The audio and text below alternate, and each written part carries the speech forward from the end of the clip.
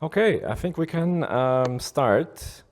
I would like to say good morning to all of you, to everyone. Thank you all for taking the time to be here today, especially in these, I think, turbulent times, as we could say. Turbulent because there are ongoing political shifts, there's uncertainty around international aid, and there are discussions happening about Ukraine's future that I think all of us find quite irritating and I think also frustrating. However, your presence today here reflects the shared commitment to supporting explosive ordnance victims and ensuring that victim assistance remains a priority even in these difficult and complicated times that we're in. Just a few days ago, we marked the 3rd anniversary of the full-scale invasion of Ukraine, an event that has had a devastating impact on Ukraine. The number of victims of armed violence and explosive ordnance incidents continues to rise as the war goes on, with many individuals and families suffering the lifelong consequences of their injuries. We wanted to use this admittedly sad anniversary to take a step back and reflect. We want to reflect on what has been achieved in explosive ordnance victim assistance over the past 3 years. We want to also reflect on what gaps still remain, and we also would like to reflect on what lessons can be taken forward in the next years to come to support victims of explosive ordnance even more meaningfully than we have done by now. Before inviting the DRC Country Director, Julian Zakrzewski, to the stage for his welcoming remarks, I would like to briefly outline today's agenda.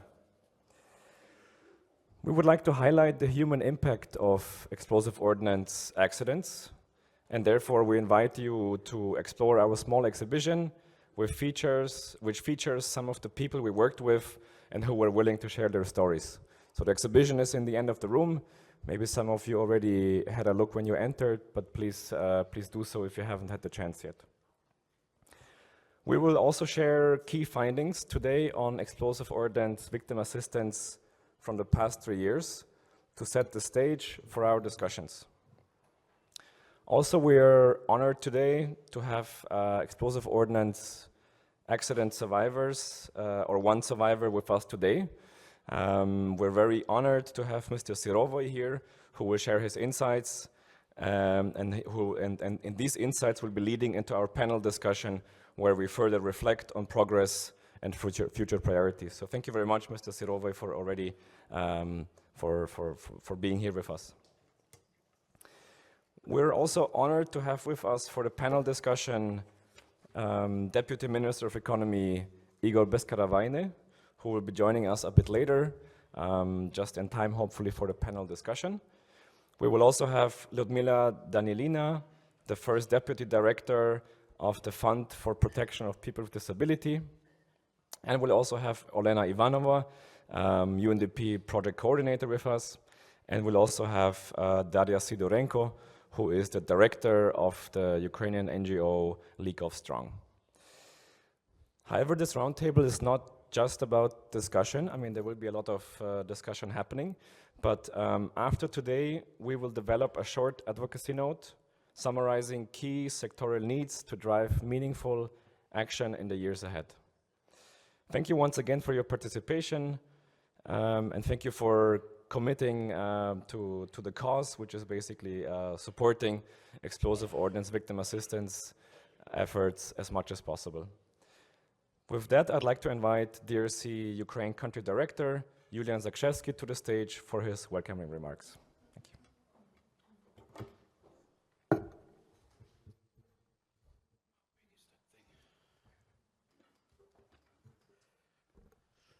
Good morning, everyone. I hope you can see me behind that giant pillar.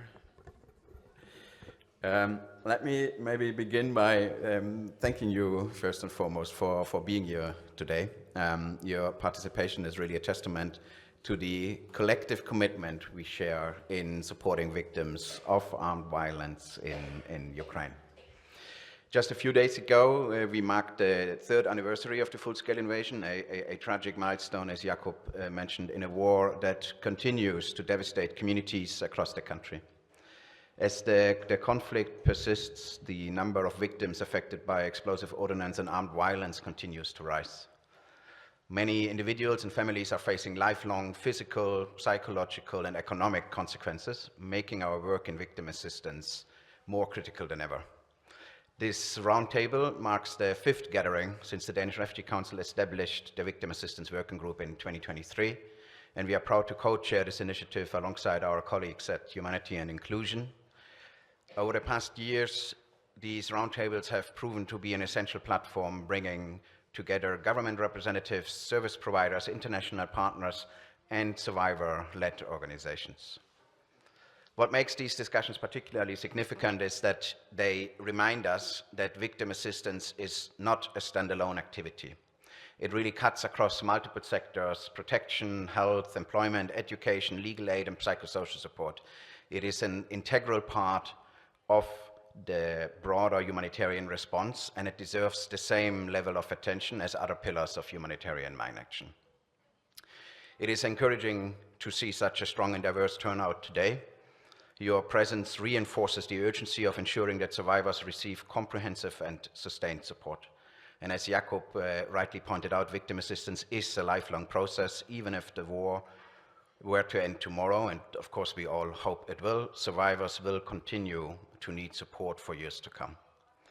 That is why DRC and HI are committed to embedding victim assistance within broader protection programming. Last year, we launched an integrated, comprehensive victim assistance project focused on providing cash assistance, physical and functional rehabilitation, legal aid, and protection case management, building the capacity of local service providers to deliver inclusive survivor-centered services, offering material support to organizations of people with disabilities, ensuring they have a central role in shaping the victim assistance landscape, and lastly, strengthening policies and regulatory frameworks so that victim assistance becomes a lasting institutionalized part of Ukraine's recovery.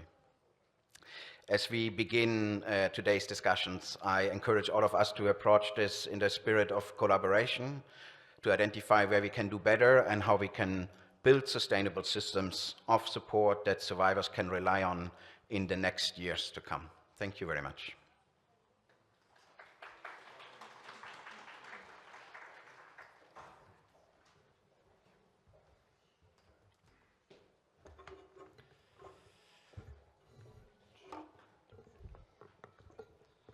Great. Thank you very much, Julian, for your welcoming remarks. And I think it's very important that you pointed out the funding situation on victim assistance. It's often overlooked when it comes to fundraising efforts. And this will be, I think, also one red thread throughout this roundtable, basically the discussion on how we can ensure that victim assistance is also equally funded and also equally on the radar of everyone that works in the humanitarian sector.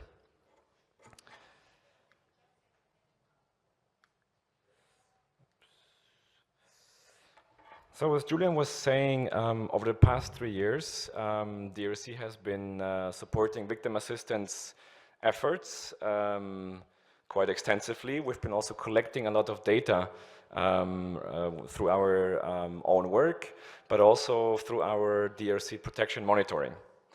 So my presentation in the following 10 or so minutes will provide an overview of the impact of explosive ordnance contamination, the needs of survivors, key challenges based on our data collected through our victim assistance work, the Victim Assistance Working Group, and DRC protection monitoring. However, I'd like to start, before we dive into the details, with some general remarks. And as you all know, obviously, the ongoing war has a devastating effect on Ukraine, affecting every aspect of life.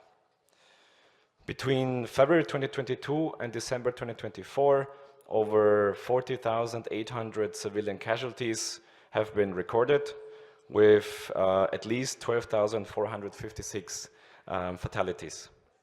The vast majority of those due to explosive weapons with wide area effects. Medical facilities have been attacked at least 790 times, and thus hospitals and facilities destroyed. These hospitals, for example, in frontline areas of Donetsk and Kharkiv, like also seen last weekend when health facilities were bombarded in Kharkiv, these hospitals have been crucial in providing emergency care and offering critical initial rehabilitation to those affected by the war.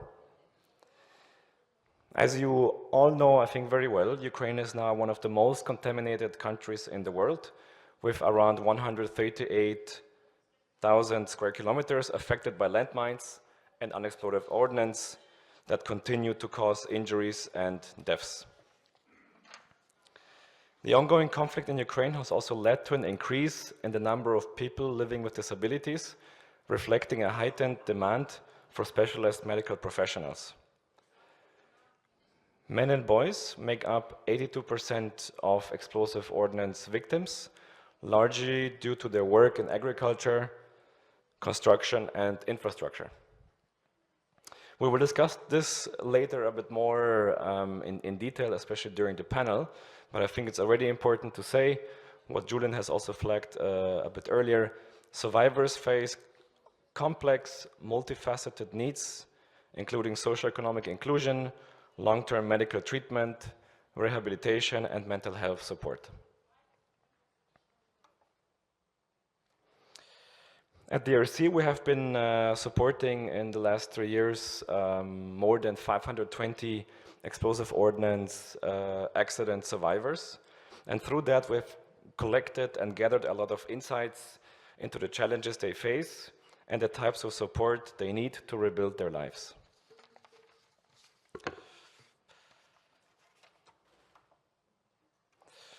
So where is the need the greatest? Our data highlights that some of the challenges that you think are the most prevalent and persistent for explosive ordnance survivors, like bureaucracy, lengthy processes, unclear processes.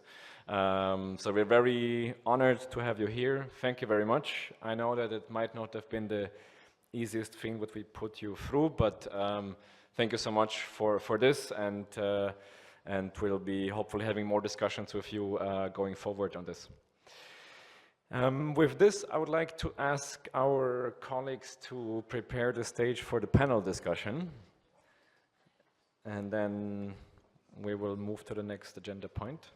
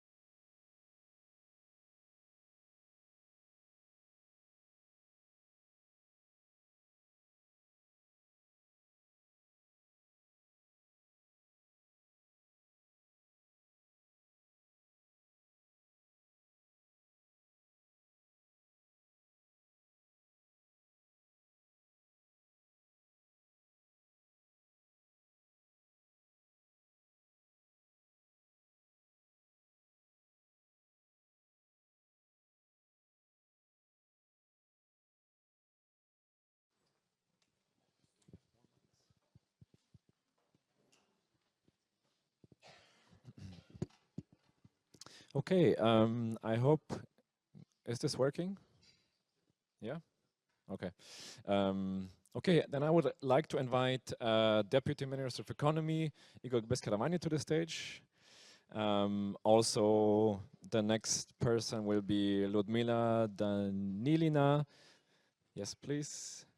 Olena Ivanova and Daria Sidorenko.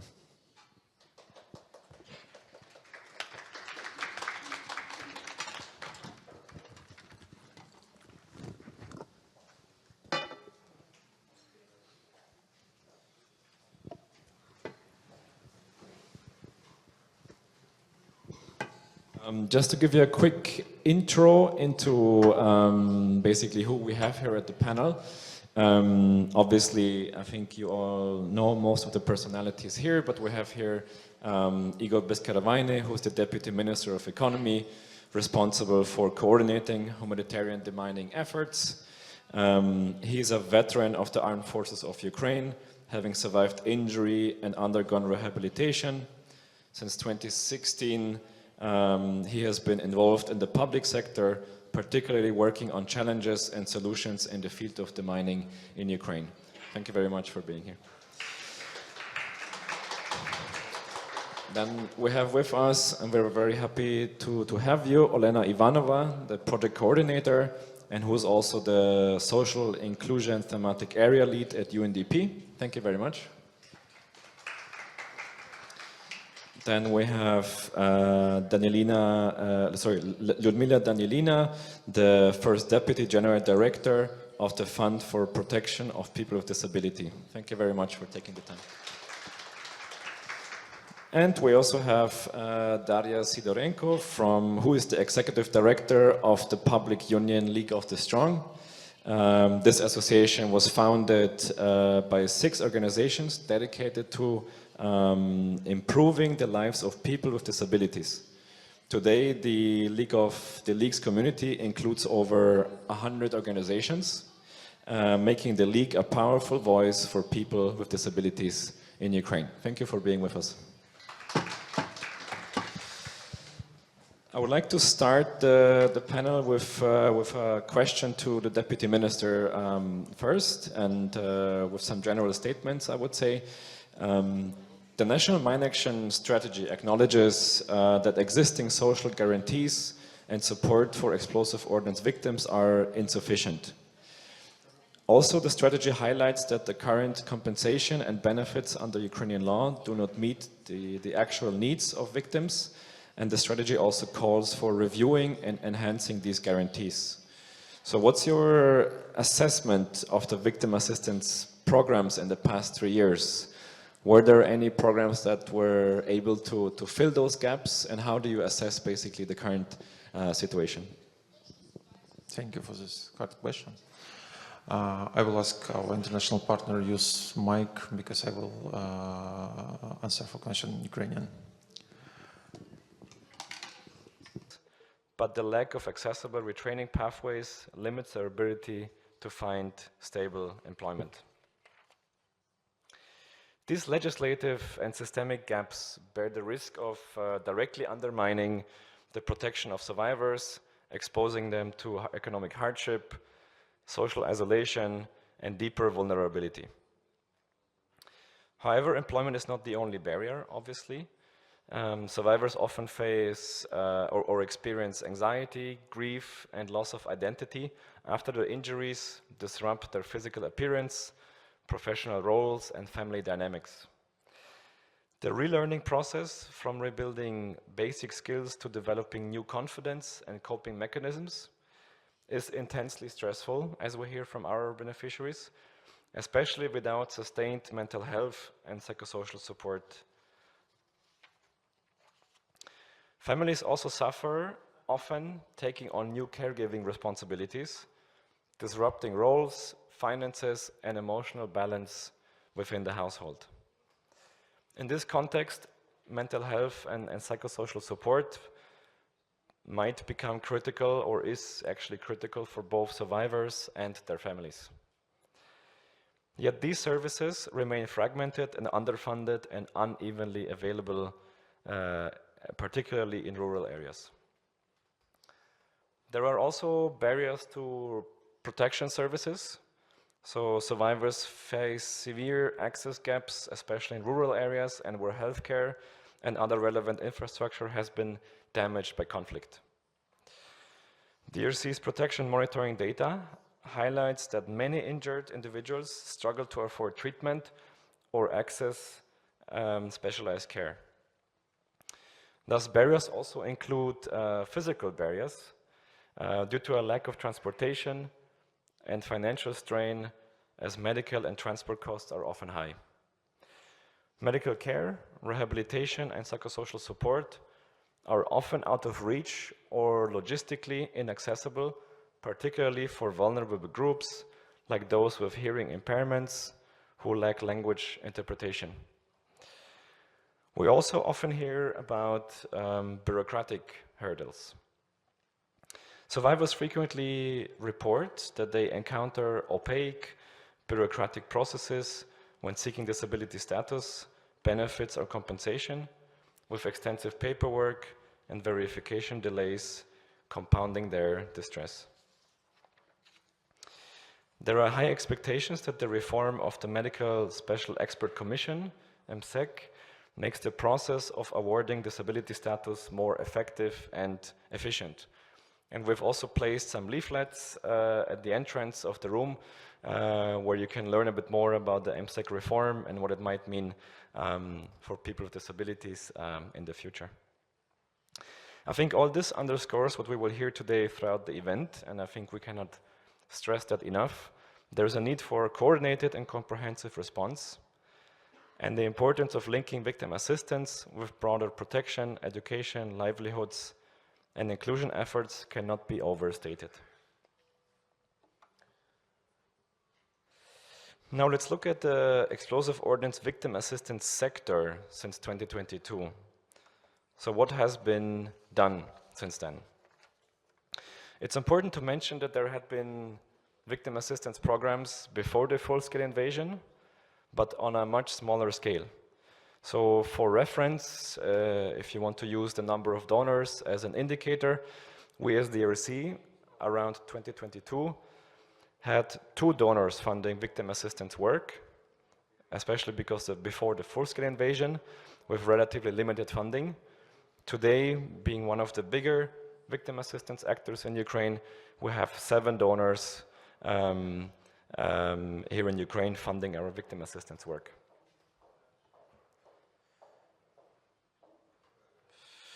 We also observed that around the full-scale invasion, work programs emerged primarily focusing on immediate emergency support, with donors primarily focused on short-term aid, multipurpose cash assistance, and transportation costs for EO survivors.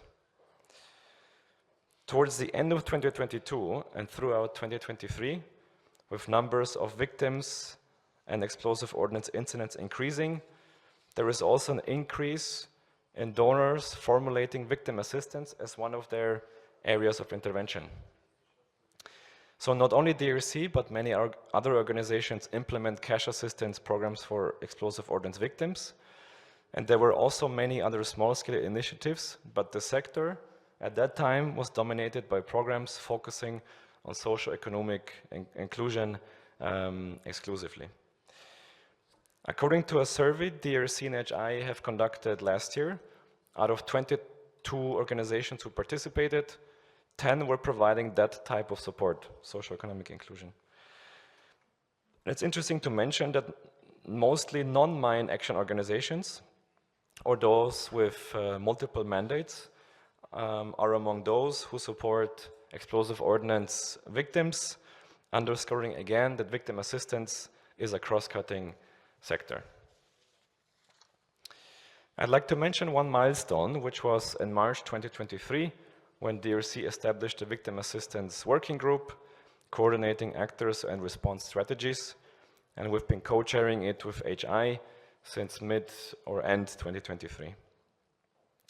For reference, now the group has around 12 to 15 more or less steady members that gather on a monthly basis for technical exchange and coordination purposes. In the last 2 years, the discourse has become quite dynamic, with a shift from primarily cash assistance-focused response towards comprehensive support models, including medical, psychosocial, and socioeconomic inclusion efforts. And this is also reflected in the National Mine Action Strategy that was approved last year. The discourse has also, especially, or at least based on our observations, centered around vulnerability criteria. So some stick to international mine action standards that are relatively narrow, and others include also victims of shelling, explosive weapons, and armed violence more broadly into their programs. So there is still a discussion, I think, in Ukraine on who vulnerability criteria and who actually should be supported under victim assistance. To end, I would like to just quickly outline where we are today. I think there is still a need for better coordination between national and international actors to streamline assistance. We hope to contribute to that with the Victim Assistance Working Group, obviously. Victim assistance is still underfunded in comparison to other humanitarian sectors and also other subsectors of humanitarian mine action. The US funding freeze and recent similar announcements from the UK and also from the Netherlands will affect explosive ordnance victims probably even more. What else is needed? A holistic approach beyond cash assistance to include medical rehabilitation, employment, and social integration.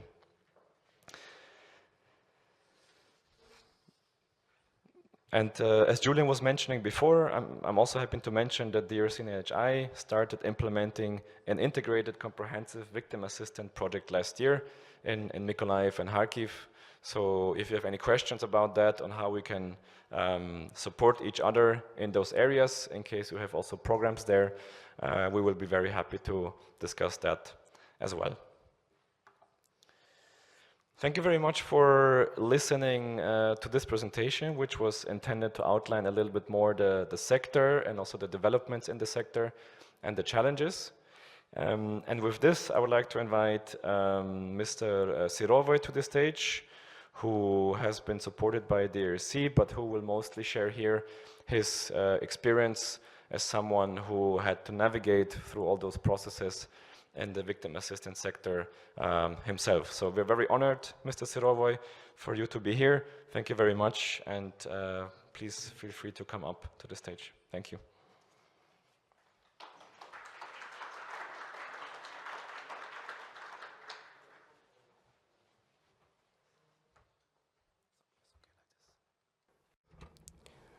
Good afternoon.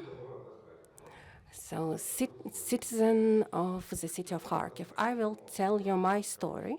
28th February 2022, near my house, located at Buchma Street, building 28/64. I was outside to buy some milk for my granddaughter. I happened to be under attack of cluster ammunitions, and it was confirmed that actually it was first time ever when cluster ammunition was used by the enemy in Ukraine. I mean, in this war, I can't be sure for Donetsk and what was there since 2014. So I received multi-fragmental wounds. There were 12 wounds. I was evacuated via ambulance, and I was delivered to the hospital in Kharkiv. I passed the surgery there. 10 fragments of shrapnel were extracted from me, but one is still there, left in my neck. My left leg is broken. The nerve was not recovered, so I don't feel it. My right foot was damaged, and one more fragment of shrapnel is still there, so they decided not to extract it. So on the 4th March 2022, I and my family, we were evacuated to the Dnipropetrovsk region, Kamienske town. I underwent long-term treatment there. It was a very long-term treatment, and yeah, I feel huge respect regarding doctors in Kamienske town. And then in Dnipro city, based on recommendations received from doctors in Kamienske town, I underwent the MSEC procedure to receive the status of a person with disability. So the problems that I faced in Dnipro were the following. So I passed the MSEC procedure, everything was good, everything was confirmed. I had all documents and medical history from on the wounds, on the injuries, on the surgery, on the treatment which I received in hospital in Kharkiv. If I hadn't had those documents, it would have been so hard for me to prove anything in Kharkiv, in Dnipro, because actually I'm a lawyer by profession, and that's why I just knew that I needed to do something in advance. But I received the MSEC conclusion regarding the general disease, so no mention at all regarding any injuries that I've got. I received 6,000 of hryvnia, and so one organization helps.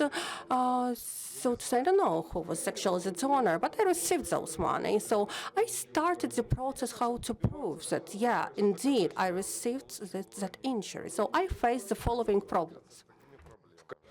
So I talked to police in Kaminsky just to understand if they actually registered the fact of my injury, the actual fact, and if they actually put that on the pretrial investigation registry. So if basically the case is initiated regarding that injury. So I found out that there was no case. And after that, I went to Kharkiv. It was January 2023, and I really started pushing that. I wanted the case to be initiated eventually. And they just told me, like, why are you talking to me so late? This is like not my job. And so the police basically failed to do that. So they have to instantly open a case if any injury happens, and they have to put it in the registry. So I started I did everything to prove, I started telling how it happened, in what way, so I managed to do that. So they opened the case eventually. The proceeding was initiated. On that day, February 28th, 2 apartments actually were damaged. One where I was injured, and the second apartment, my elder son lives there with a granddaughter, so the same street, Buchme 32A. And my 2 cars were crashed as well there. One of the cars we managed to take away, and it was turned into scrap. The second is still there, damaged. With all these episodes, with my injury, with the apartment, with cars, with everything, with all the damage, we had these proceedings open.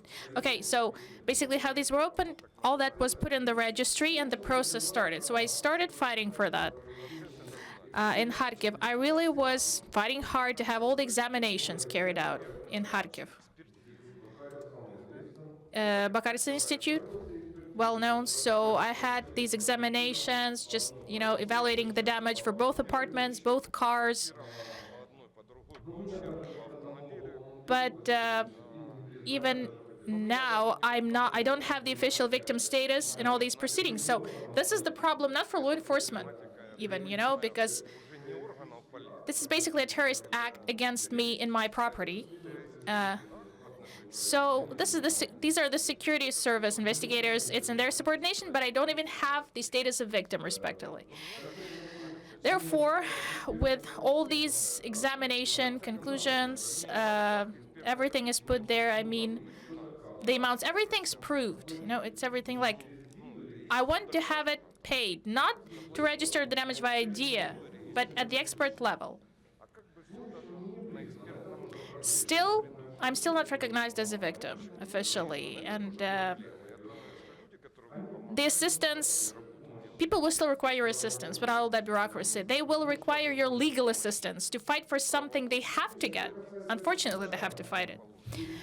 Speaking of myself, when I had this forensic examination, first they proved that I had some light damage.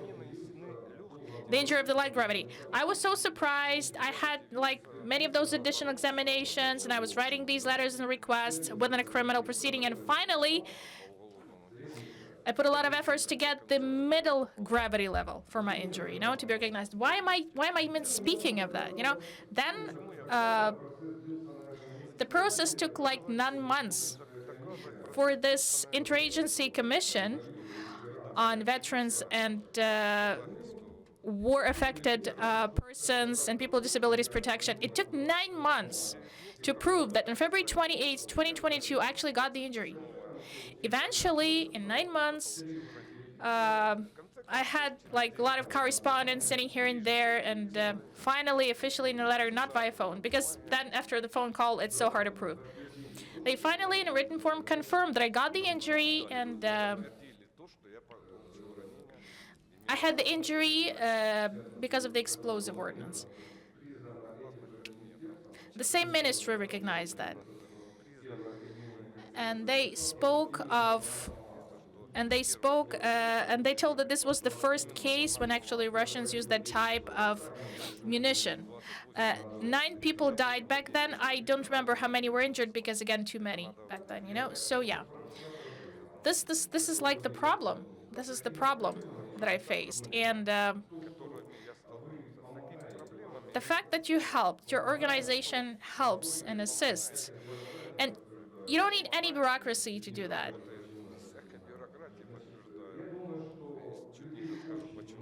I think that there will be many people, those who will have these claims not to get financial support, you know, but to have legal assistance, get legal assistance. What was I doing? Of course, there will be a need to get some legal assistance from organizations like yours to push these things, because in Kharkiv, there are really many people. These are not even known yet, okay? In Kharkiv, we have people coming from the neighboring regions, many of them. Bohodukhovsky district, people coming from that, and like, yeah. So Kharkiv is concentrating so many people right now, fleeing from more dangerous parts of the country. There will be so many. Maybe you won't cover everyone, you know? They have the right to do this on their own, you know, to fight for that on their own, with your help. In my situation, the help that I received, I had these 3 rows of conversations with their organization. I had 3 contacts. In the beginning of 2024, I was asking, like, politely, all the explanations were given. Some issues I was handling with the state help, and the computer, well, that happened before the new year. I got this computer from you as an assistant, so, and you helped not only me with that, you know, just 12, 14 people at least, you know, got this assistance as well. So when I talked to your representative, I said that, okay, you gave food at least for 12, 13 people, meaning the members of my family, like the closest ones. So you helped a family, not just me. Therefore, I'm so grateful. The most important thing, I'm grateful for complete absence of bureaucracy. Everything was with due respect. Everything was handled clearly for both parties, you know, with a proper procedure. When I tell it to someone, people say it can't happen, but it happens, you know? Why I asked for a computer, actually. I plan to live in Kharkiv. I plan to just provide for myself. I'm not that old guy. I have some years in front of me, you know, I still can live. So my elder son is a lawyer. My younger one, I hope he becomes a lawyer. Granddaughter will become a lawyer, so that's the thing. Why do I need to have this fast, modern computer with big letters? Because my left eye is not that functional. I need to have access to the applicable legislation. So just to get access instantly by internet and draft any documents I need. Of course, if you need some document, you go elsewhere to agency. There's a bureaucrat saying, "Oh, please come tomorrow, come the day after tomorrow," and to register in administrative center in Kharkiv, there's a whole like long line when it comes to pension, like social protection. So when you have a status of a person with disability affected by war, you actually can break that wall. The assistance that you provided, this really is assistance and help for future, for my future life, you know, for the future of my family, my relatives and my friends. But bureaucracy is the toughest thing. It's so basically, it looks very simple when you find a law, when you find a clause, but getting an answer is hard.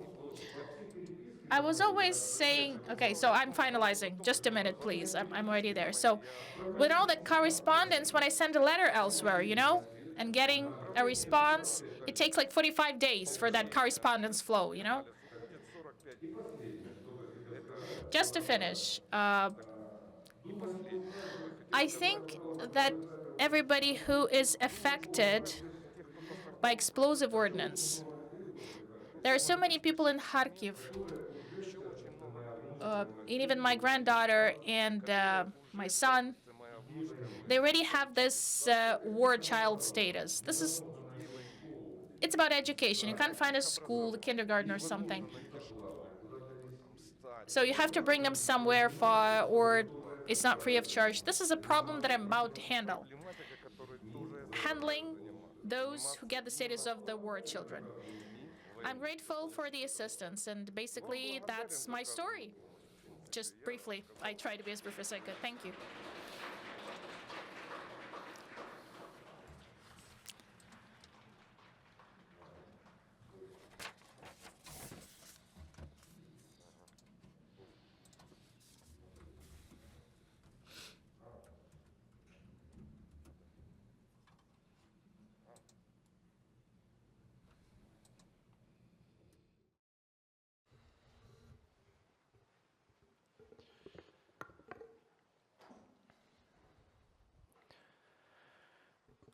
So I just wanted to say, Mr. Sirovoy, thank you very much for, again, for being here and for sharing this very honest and frank feedback on everything that has been happening to you in your life. And also thank you for pointing out some of the challenges that you think are the most prevalent and persistent for explosive ordnance survivors, like bureaucracy, lengthy processes, unclear processes. So we're very honored to have you here. Thank you very much. I know that it might not have been the easiest thing that we put you through, but thank you so much for this, and we'll be hopefully having more discussions with you going forward on this. With this, I would like to ask our colleagues to prepare the stage for the panel discussion, and then we will move to the next agenda point.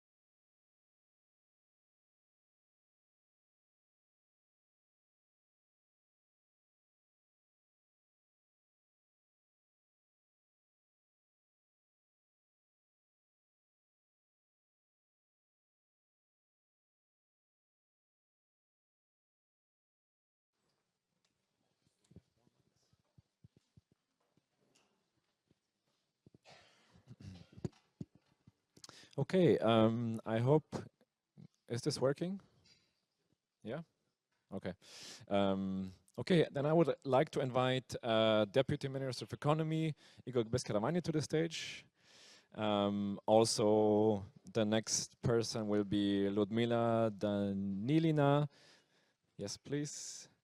Olena Ivanova and Daria Sidorenko.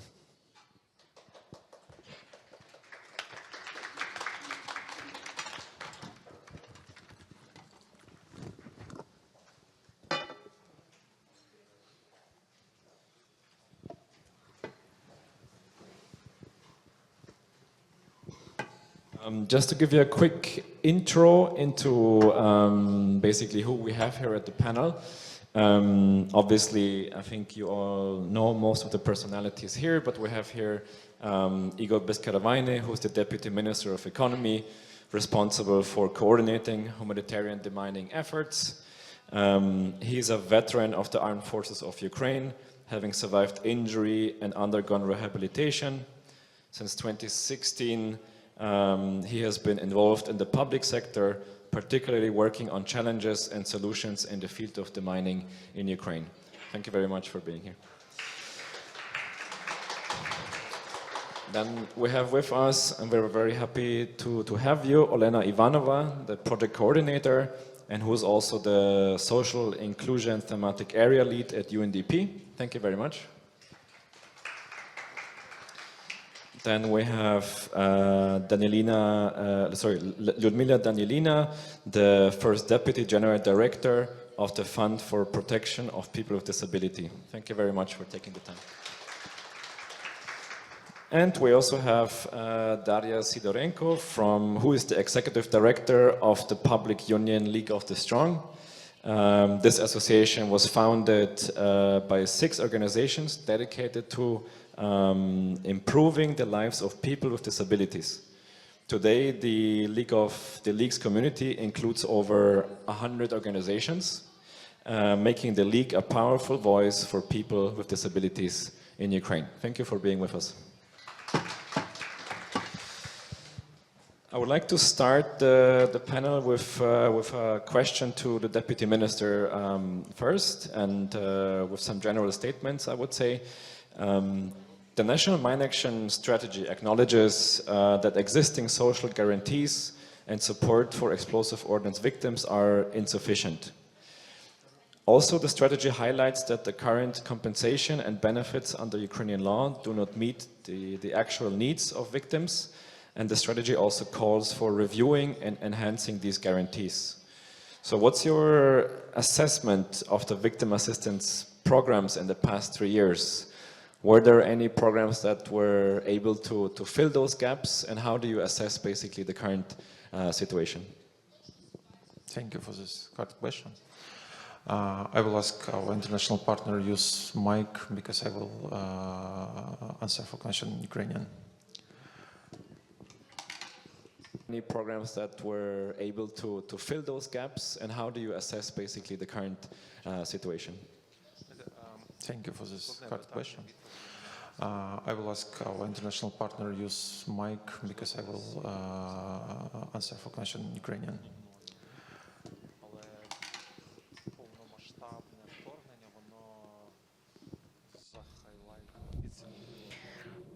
So I had some time to think about the answer. Okay, that's a hard question with no simple answer to be provided. Maybe the answer to that question will be a little bit boring, but the full-scale invasion highlighted at some point. It managed to highlight the problems, brought the problems to the surface. Those problems we all knew about, we understood that these were there, but these were not considered to be critical.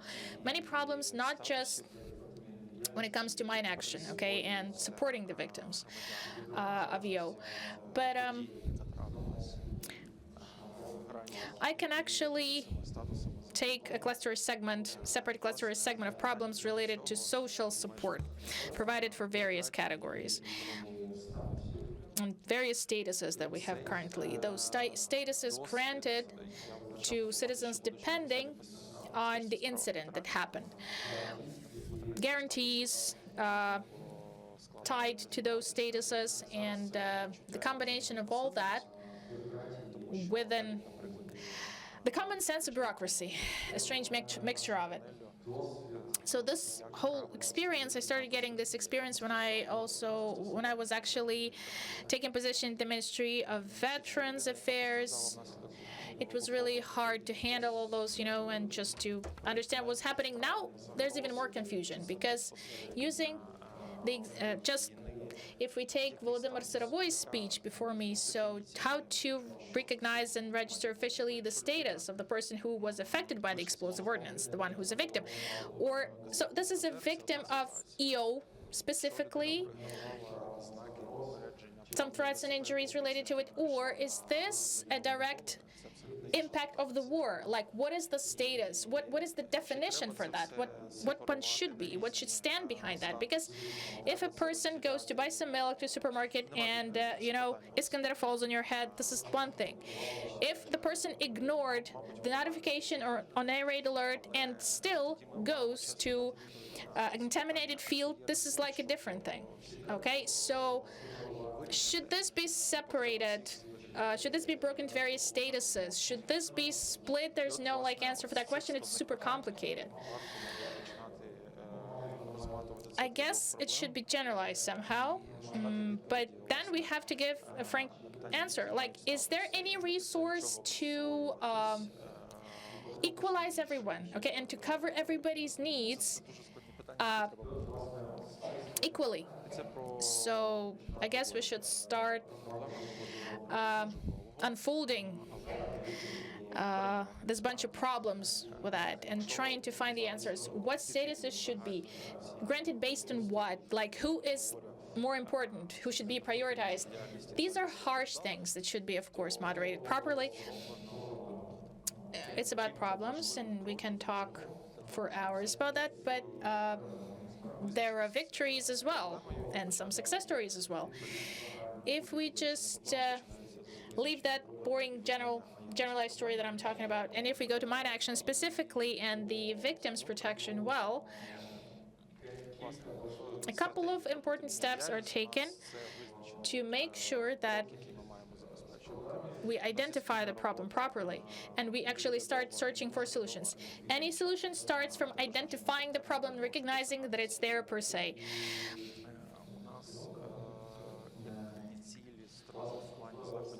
So in the strategy, in the mine action strategy, it's identified as a step that we have to ensure we have some joint activity, interagency activity, and also cooperation with the partners to ensure that we reach that goal. So we have very specific goals and deadlines in terms of the actions under the strategy, and this is where we start that long way. This is like the entry point, the long way that we will pave, all of us. What's important, and I think we are going to discuss it further, but for now, on the bureaucratic level, we have some plans, strategies, steps approved, but also in terms of practical implementation of those steps, which lies within the pilot projects I mentioned, which we implement together with the UNDP, but also its work on certain documents and looking for a solution how to implement those documents. Well, maybe I will leave it for the next, for some other discussions, but wrapping up and answering actually your question, the progress is significant for these 3 years, even if it's not that visible for the external observers. In the nearest future, it will become more visible, but anyway, so it's our long joint path, and using this opportunity, I can compare the station which was back in 2015 and the one which we are having right now at our hands. So these are two completely different pictures. And this is absolutely different experience. And for these 10 years of the full-scale war, at least in terms of support of survivors, we have done a huge step ahead. So thank you for that. Mrs. Lyudmila Danielina, we've been hearing a lot about barriers today, and we will still hear more about this, I think, throughout this roundtable. But in your view, what are the main institutional or other barriers explosive ordnance survivors face when trying to access social protection or disability services based on your experience? Good afternoon, dear audience. Good afternoon to everyone. First of all, I would like to say thank you for raising such important needs, such important topic for the last 10 years. Yes, indeed, significant, important steps have been made in this direction as a responsible implementer of the state program in terms of paying this one-off compensations and payments for recovery. So we have heard today Mr. Saravoy's story, who shared his story, and he raised actually those problems with which we need to work, and all those payments envisaged by our state are all connected to a certain package of documents, and without these documents, it's indeed quite hard and extremely hard to get such payments, even one-off payments. So the system and the medical, so we don't have any representatives of medical of the healthcare system at this event, but I would like to comment upon the healthcare system. So multidisciplinary teams which started working since last year, and the start of their work was quite powerful, and the aim of those multidisciplinary teams is to recover, to renew functions of a person as much as possible. That's under their competence. So when a person gets injury on the first stage of the rehabilitation process, not treatment, but the rehabilitation process, that's actually their task to ensure this person with all necessary tools for rehabilitation. And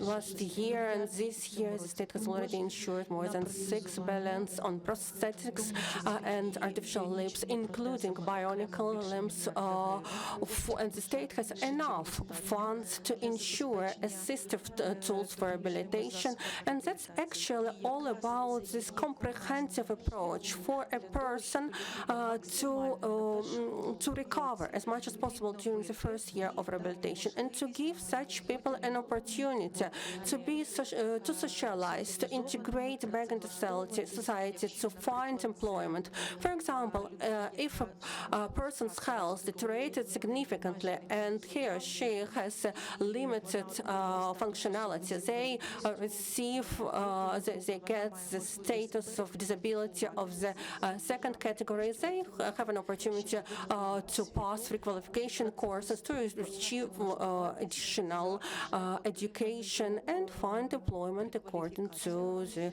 requalification courses. So it means that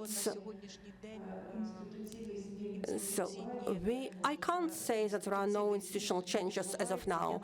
It's absolutely contradictory. So we have an increased envisaged budget. We have also normative documents which are being reviewed right now, and amendments are being made to those documents. So all this speaks about changes which happen as of now. What is needed? For example, what I can see based on data since last year, we don't see that there are more people who reach out for such help. So according to statistical data, we can see thousands, and this huge number of people which require such support.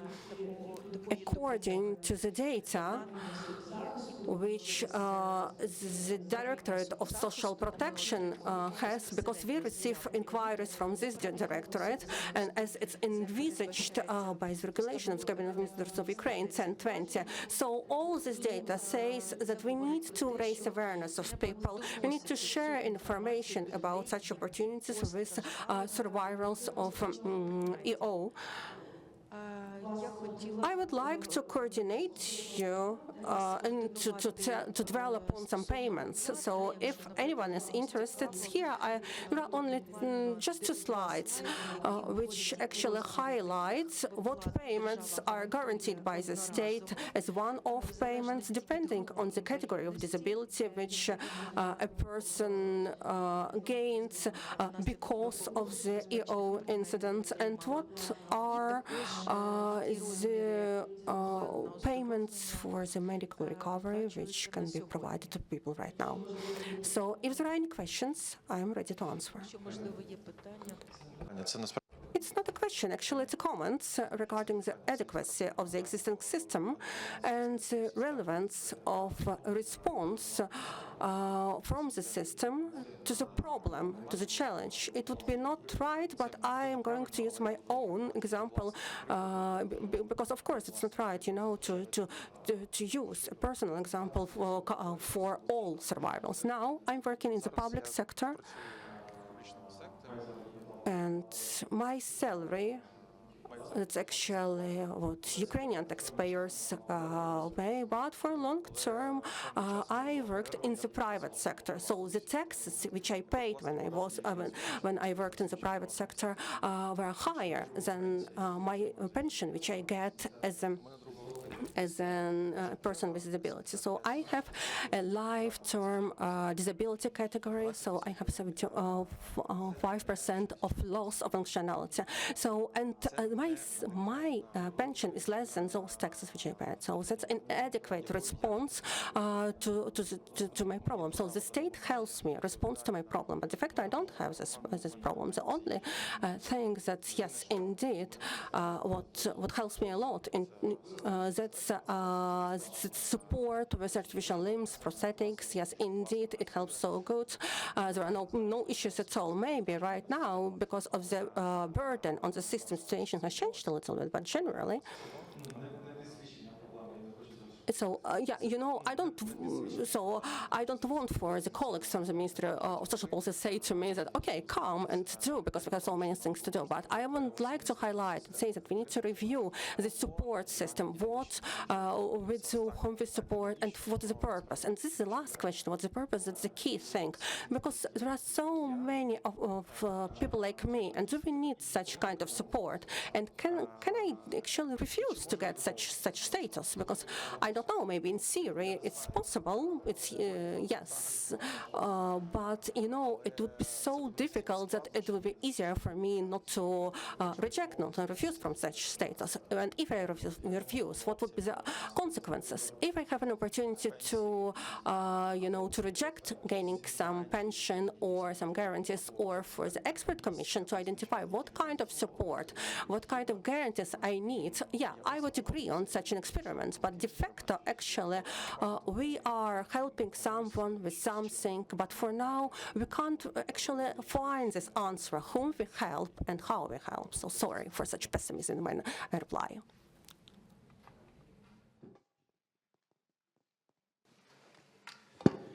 Thanks a lot to both of you for engaging in this discussion here. I think it's a very interesting and important one, and I think what you've been saying before, Deputy Minister, about the statuses, the different statuses, and whether they should be split or somehow combined is, I think, a very interesting conversation. It has to be clarified in the nearest future. So thank you very much. Thank you very much also, Lyudmila Danilina. We would continue now with Olena Ivanova from UNDP. UNDP is working a lot on victim assistance. There's a number of interesting projects that you are implementing, like, for example, the National Action Plan to advance victim assistance in Ukraine, and we will hear about that, I think, throughout this event. However, much more in general, from UNDP's development lens, looking back at the past 3 years, how do you see victim assistance fitting into broader recovery and development strategies in Ukraine? Good afternoon, dear colleagues. For inviting for the event. I will be answering on the Ukrainian. So, answering to this question, I would say the following, that I would use the results, the findings of this survey, which were presented today based on the DRC monitoring. There were also 2 surveys on assessment of the situation of the affected communities, which were implemented with the support of our partners, DRC and the Association of of the mining specialists, and there was one more survey on the station which has developed. And based on results presented by Jakob and based on data that we are having, we can see that we have joint common the same problems. So major part of them have already been reflected in state strategies, and I would like to name 5 strategies where we can speak about joining our efforts in terms of support to ill survivors and development of this area general. So the first strategy is on the reforms of the rehabilitation system. We have seen that there are so many different things that have already been done, and the number of rehabilitation facilities has been increased, and trainings for specialists also have been extended. But unfortunately, for now, it's not enough. And using the data and surveys, respondents mentioned that 65% required rehabilitation services, and only 35% have got those services. So what's the problem? What actually is, where is the deficit? So first of all, that's to receive rehabilitation support on the local level. We understand that the problem is that rehabilitation facilities are not well developed on this local level, and one of the as a response, the mono rehabilitation service has been introduced. Amendments were made to the documents, which will allow actually to provide rehabilitation service a little bit closer to places of residence of such persons in need. Second strategy is the strategy of development of assistive technologies. I have just listened to Ludmila's reply that yes, they are, but I would like maybe to shift a little bit the focus of attention. And actually, absolutely different technologies required some development, some improvement, which could help people to live and to work, starting with, kitchen boards to cut some vegetables. It would be very useful for people without limbs or with limited functionality of limbs, and ending with assistive technologies which could allow people to control and manage computers by their eyes. And I know that the work is ongoing on the list of assistive technologies which should be guaranteed for people, but this work is so needed, and it's so important that such strategies on ensuring of assistive technologies and development of this area in Ukraine shall be continued. The same is about artificial lips and prosthetics. So based on the surveys that we have carried out, people mentioned the lack of face and eye prosthetics, and the third strategy that I would like to mention is the strategy of development of psychosocial services. So there are some amendments that were done by the government, and so important in terms of the needs of survivors, including such needs as adaptive apartments and adaptive housing, and also supported accommodation for people for whom it's hard to live alone. Also services of social rehabilitation, and so many different other services which are so needed for affected populations. The fourth strategy is the strategy of the barrierless. And so actually this strategy has been launched even before the full-scale invasion. Now it gains more and more importance in terms of the inclusive barrierless recovery, and looking at the assessment of needs and problems of communities. So the issue, the problem of barriers and obstacles of the environment and the community is one of the top priorities for all different communities which mentioned it. And the last thing I would like to pay attention to, I can't say that the reform is ongoing and the strategy is being developed, but it's so needed. It's the strategy and the system for support of employment. If we look at surveys, we can see that 19% of respondents mentioned that they required some help with employment and some support at the working place, and only 1% actually got that support. And going back to Igor's experience, so the issue is how to arrange such support to people who want to have some job rather than just to pay them some kind of financial compensation. So how to help a person find a job according to their capacities and according to their professional preferences. These are 5 strategies I would like to pay your attention to in terms of how the system is being built. Actually, the reply to this question, indeed, will not be a simple one.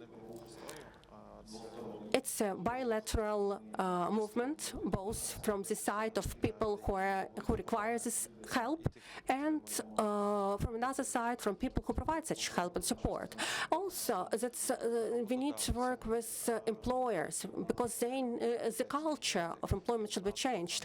And the Ministry of Economy also provides compensation for the working place, which is adapted and which is inclusive for people with disabilities who would like to find this job. So yes, there are some changes, there is some movement.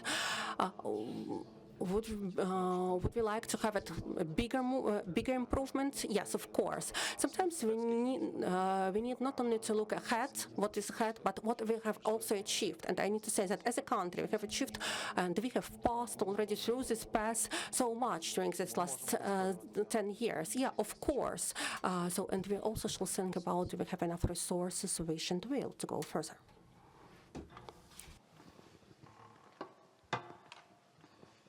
Thanks a lot to both of you. I think it's an interesting statistic with the 19% that require support to get to come into employment, but only 1% gets the support they need. So I think that's a very interesting point, and also the 5 strategies you pointed out with the comments of Deputy Minister of Economy are also very important, very relevant. Thank you so much. Mrs. Daria Sidorenko from League of Strong, you are an organization uniting NGOs and mobilizing people with disabilities for participating and exercising their rights and building new opportunities for improving the quality of their lives.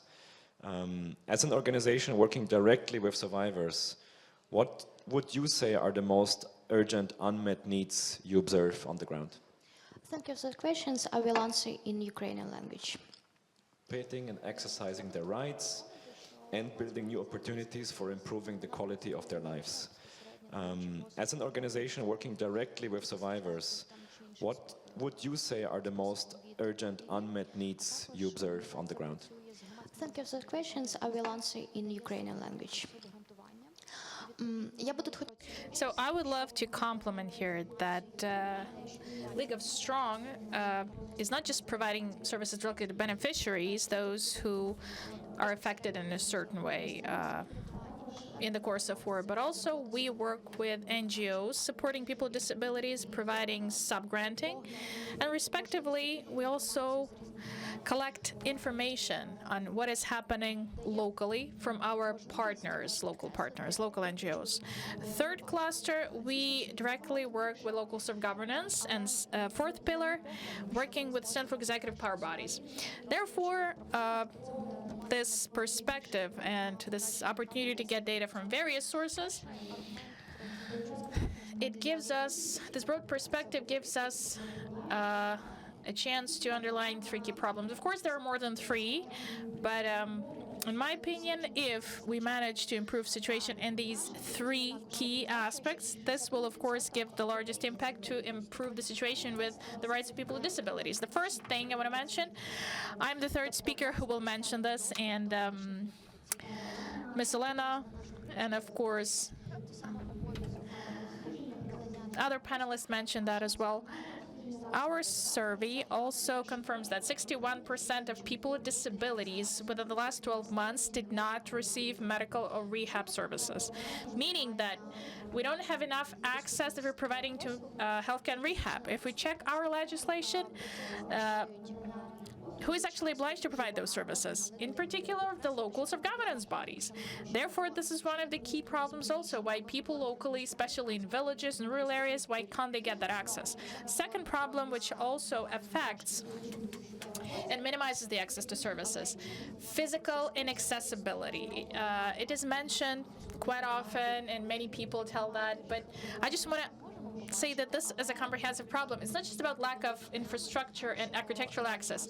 Transport, road condition, again. If you talk about urban area, it's a little bit better because we have like the social and public transport, but if we speak about rural areas, remote villages, no public transport there and no roads, meaning that physically we have a road, like it exists, but the surface and like the holes in these roads, quite often if, for example, in 3 regions we do provide services and we're transporting people to healthcare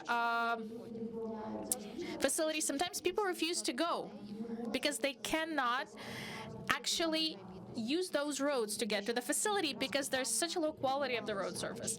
Third thing I'd like to mention, 68% of people with disabilities, they mentioned that they have enough money only for food and clothing.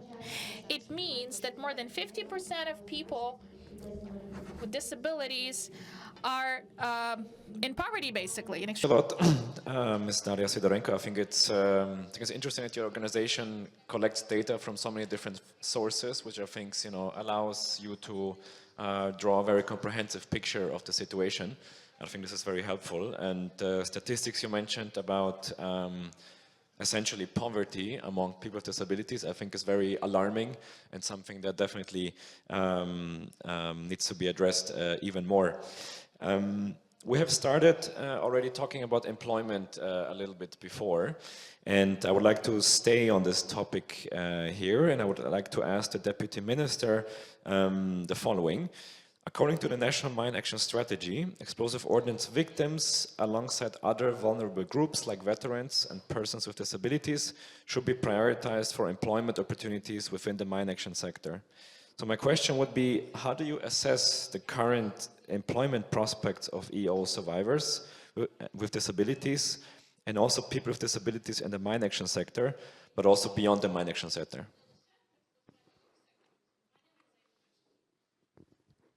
Дякую за запитання. Sector. So my question would be, how do you assess the current employment prospects of EO survivors with disabilities and also people with disabilities in the mine action sector, but also beyond the mine action sector? Відповідальність Міністерства економіки в сфері протидії. Дякую за запитання. Thank you for the question. Thank you so much. Well, I'll start my answer with, again, a very boring policy-making stuff. Then we'll go to practical cases, what is already being done. So if we take the Ministry of Economy responsibility in mine action area and how we interact and how we help our survivors, 3 key steps to be mentioned. So first step, policy-making, meaning drafting strategies, drafting the legislation. Currently, we are asking ourselves a question. Maybe we should stop drafting, but maybe we should terminate something, debureaucratize at some point. We'll see if it's possible, But this is everything that goes to the regulatory framework. Second, the awareness raising of both employers and survivors, telling them, basically notifying them that there is such an opportunity to be employed in that sector, not just lying on your couch, Secondly, also informing employers that people who had these injuries, that they have a huge wish and they have enough of capacity and potential, basically, to provide for themselves, to develop professionally. So we basically create a match between employers and survivors. A third practical part is the following. Working directly with the audience. Together with UNDP, we've had 2 pilot series launched, I'd say. A series of trainings for veterans in mine action. Activities which sparked a huge interest to that area, and many ex-combatants and veterans who suffered from EO who had those injuries. There was a lot of interest from them. So these were like, we did it in test mode. These were pilots, and we had a group. We basically did not have a sort of selection for the group. That after the first pilot, for the second series, we received 120 applications, 120 plus for 12 vacancies only, and that was a huge interest. That was the actual selection, procedure. So we are preparing for the third iteration now, and we do understand that there's a huge request for that. There's a huge demand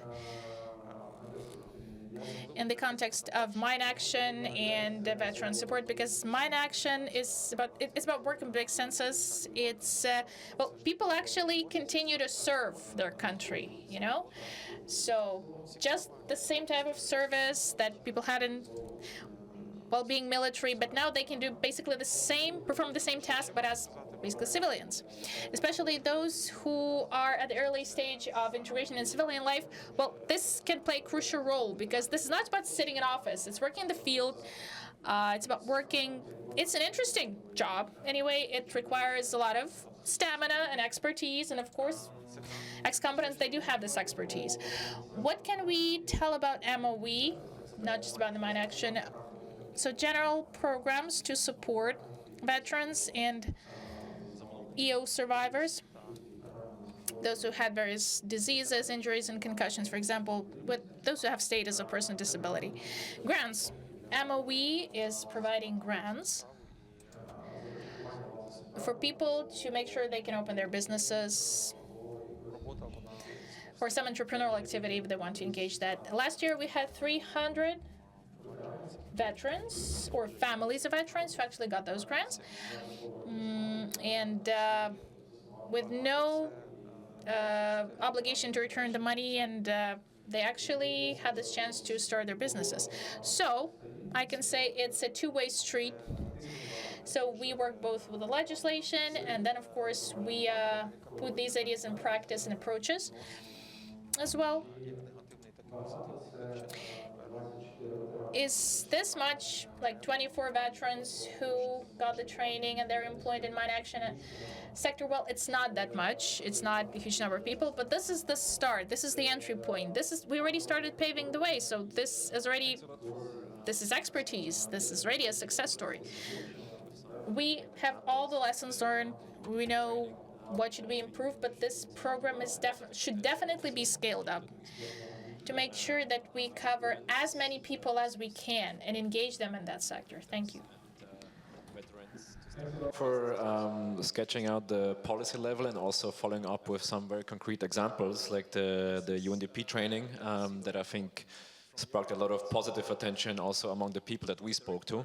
And I think the grants sort of scheme for EO victims and veterans to start their own business is also a very interesting and important effort. Mrs.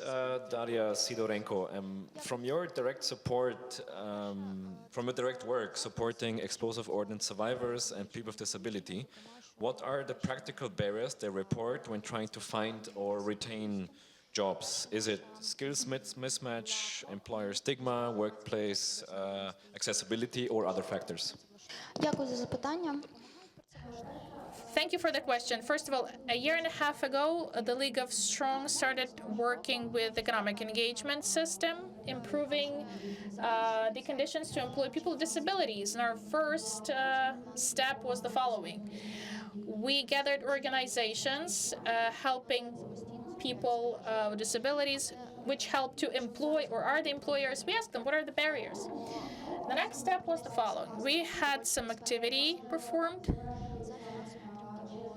In a month, we're about to finalize and present a huge advocacy plan, like what should be done to economically engage people with disabilities and to make sure that they provide for themselves. But if now we speak about the current barriers together with food safety and welfare cluster with the support of WHO and British government, we had a survey launched. What are the needs of people with disabilities to make sure that they have access to the labor market? And we identified 2 blocks of problems. First block of problems mentioned by people with disabilities specifically, they said that 42% of people refuse from the jobs because they are offered some low wages. 42% of people told that they were refused to be employed because they had disability, and every 5th person spoke of the following: they couldn't find jobs which would allow them to be partially engaged, work from home, for example, or there were such barriers like impossibility just to reach the workplace, transport, I mean. Second block of barriers, those mentioned by employers. First, 23% of employers said that lack of support from the state, and this is a comprehensive problem, and not enough support, not enough stimuli, but on the other hand, it shows that employers are not aware of those opportunities already provided by local or state budgets. 22%, they have doubts if people with disabilities are effective workers, and when we start digging deeper, they're afraid that people with disabilities will take their sick leaves quite often. 20% mentioned that workspace is not accessible, and 19% lack of financial support to adapt the workplace. Again, what we speak about, if we analyze the situation, we speak of some bias, it's about some physical accessibility of the space also. Just drawing the line under that, we can speak of the following steps that should be taken to solve the problem. First, we have to fight these stereotypes, break them. Second is that we have to run these awareness-raising campaigns explaining what state programs are, and state bodies and local governments should explain that to business. Third block, that President already signed draft law framework, which already is a law, and it gives an opportunity to amend the legislation in future. We have to ensure that we, for example, establish these amendments in various acts like tax code, improving the legislation and giving more stimuli, more privileges to employers who employ people with disabilities. And not also forget that people with disabilities can run their own business. They can be entrepreneurs. They can be self-employed. Okay, so if we look at stimuli and privileges here, even fewer privileges than for employers. And the very last step, developing social services. It splits into 2 big blocks. The first one, supporting and adapting adults searching for job, that we mentioned. Second block, in Ukrainian legislation, we don't have this definition, but job coach, the one who supports working with a kid with disability. And this job coach is like drafting an individual chart for the kid. For example, if a kid has mental disorder, thank you, what level? Daria. I think it's very interesting, the statistics that you mentioned here once again, and also the strategies that could be applied to basically overcome these challenges. And I think the point about awareness raising is something that I think was also mentioned before by the Deputy Minister, basically awareness raising about opportunities that are out there, right? So I think we have an alignment here on that. So thank you very much for pointing that out. Mrs.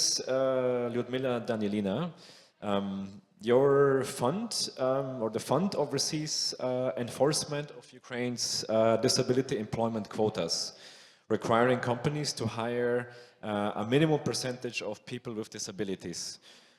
Based on your experience and data collection so far, how effective has this system been in practice? And are explosive ordnance survivors being explicitly linked into these placements? There was something wrong with my headset, so actually I understood the question despite my poor English anyway.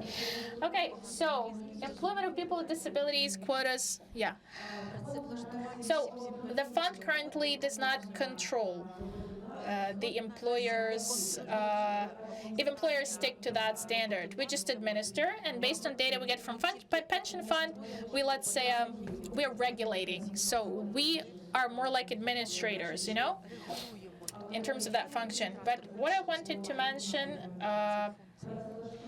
for that part, employment of people with disabilities, like this morning actually, while I was driving here, on the website, we placed information regarding the employers, if employers reach that standard. Compared to 2024, the number of people with disabilities that we currently see, it increased. Well, it's not a substantial increase, but there is a certain growth. It tells us that employers currently, well, we have fewer employers because we can see the number of employers in 2024 and those who were employed 2023 and 2024. It tells us that business has become more socially responsible eventually, that these reasons and factors that were mentioned by Ms. Darina, that there are risks, of course, that people with disabilities may take their sick leaves more often, let's say, or ones will be late all the time, but these just vanish now step by step. And employers become more loyal, more socially responsible eventually. So we all can observe that people with some clear signs of disability, but also we have those whose signs of disability are not obvious. So I look pretty normal, but I have a heart disease. And there are so many people like me. Okay, so it's not that obvious, it's not that clear, not that visible. And these people require other conditions, and currently employers are very responsible in terms of selection of their employees and recruitment.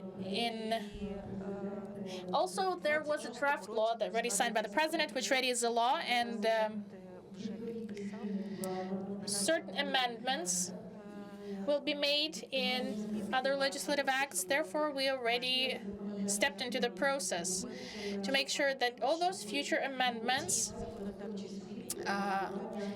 include the adaptation of this smart workspaces for people. What do we have now?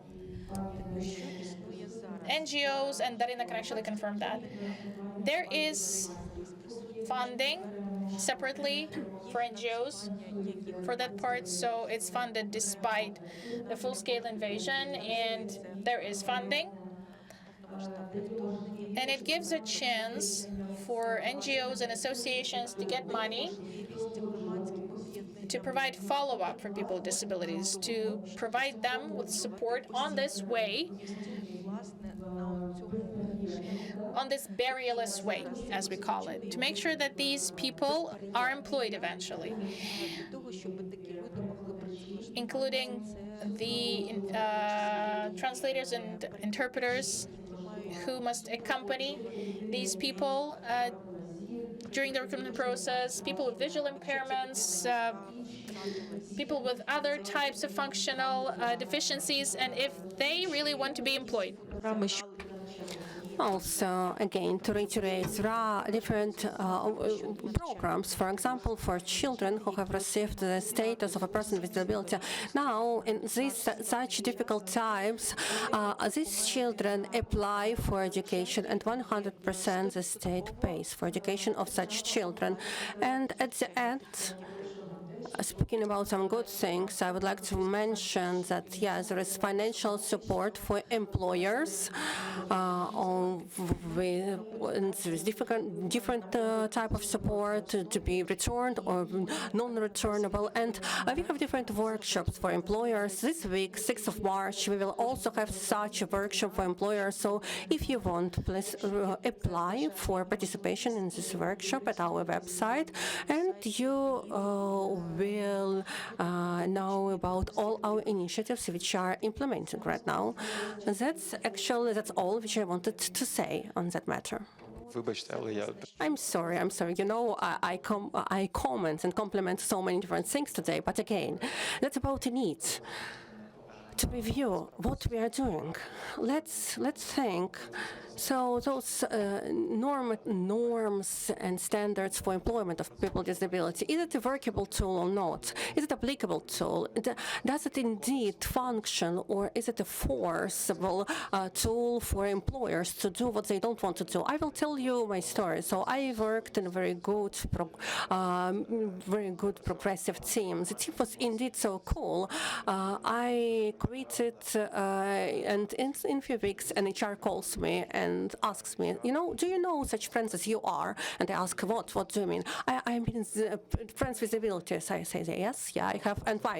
We need to comply with those normative acts and provisions so on. And I told them to forget about my phone number and never call me back again, because it's not about value of an employee. It's about compliance with those norms and provisions. I think that I look good and I look okay, even despite of the fact that my injury is visible. Nothing personal. The norms is something so abstract in terms of each head, in terms of each person. Yeah, my comment to you also. If you have listened to what I was saying, and I repeated it twice, it's about social responsibility of business. It's not about norms and quotas, that it's obligatory, that employers comply or not comply. No, employers have a right either to pay an administrative commercial sanction, as though that's how it works right now, and with amendments to legislation, it will be a contribution to be paid by an employer, or to hire a person. And it's okay when there is such a choice even for employers. We shall not forget about businesses which are harmful even for healthy people. There are some heavy businesses, and there are some limitations of jobs which can't be done by women. We shall not forget about it. So that's what I'm talking about. I underlined that according to the statistical data right now, employers started to be more socially responsible. They understand how it's important both for our country and for business. As the president said, so there is a deficit of human resources, and the highest value for us is human resources. Yeah, I do not argue with you. A part of one thing that, we are using a tool of force, we force them to choose either one thing or another thing. You are either hiring a person or you are paying sanctions. It doesn't matter how we call them, administrative sanctions or fines, it doesn't matter, but we force them to comply with this norm, and we do not put on the first place the value of a specific employee with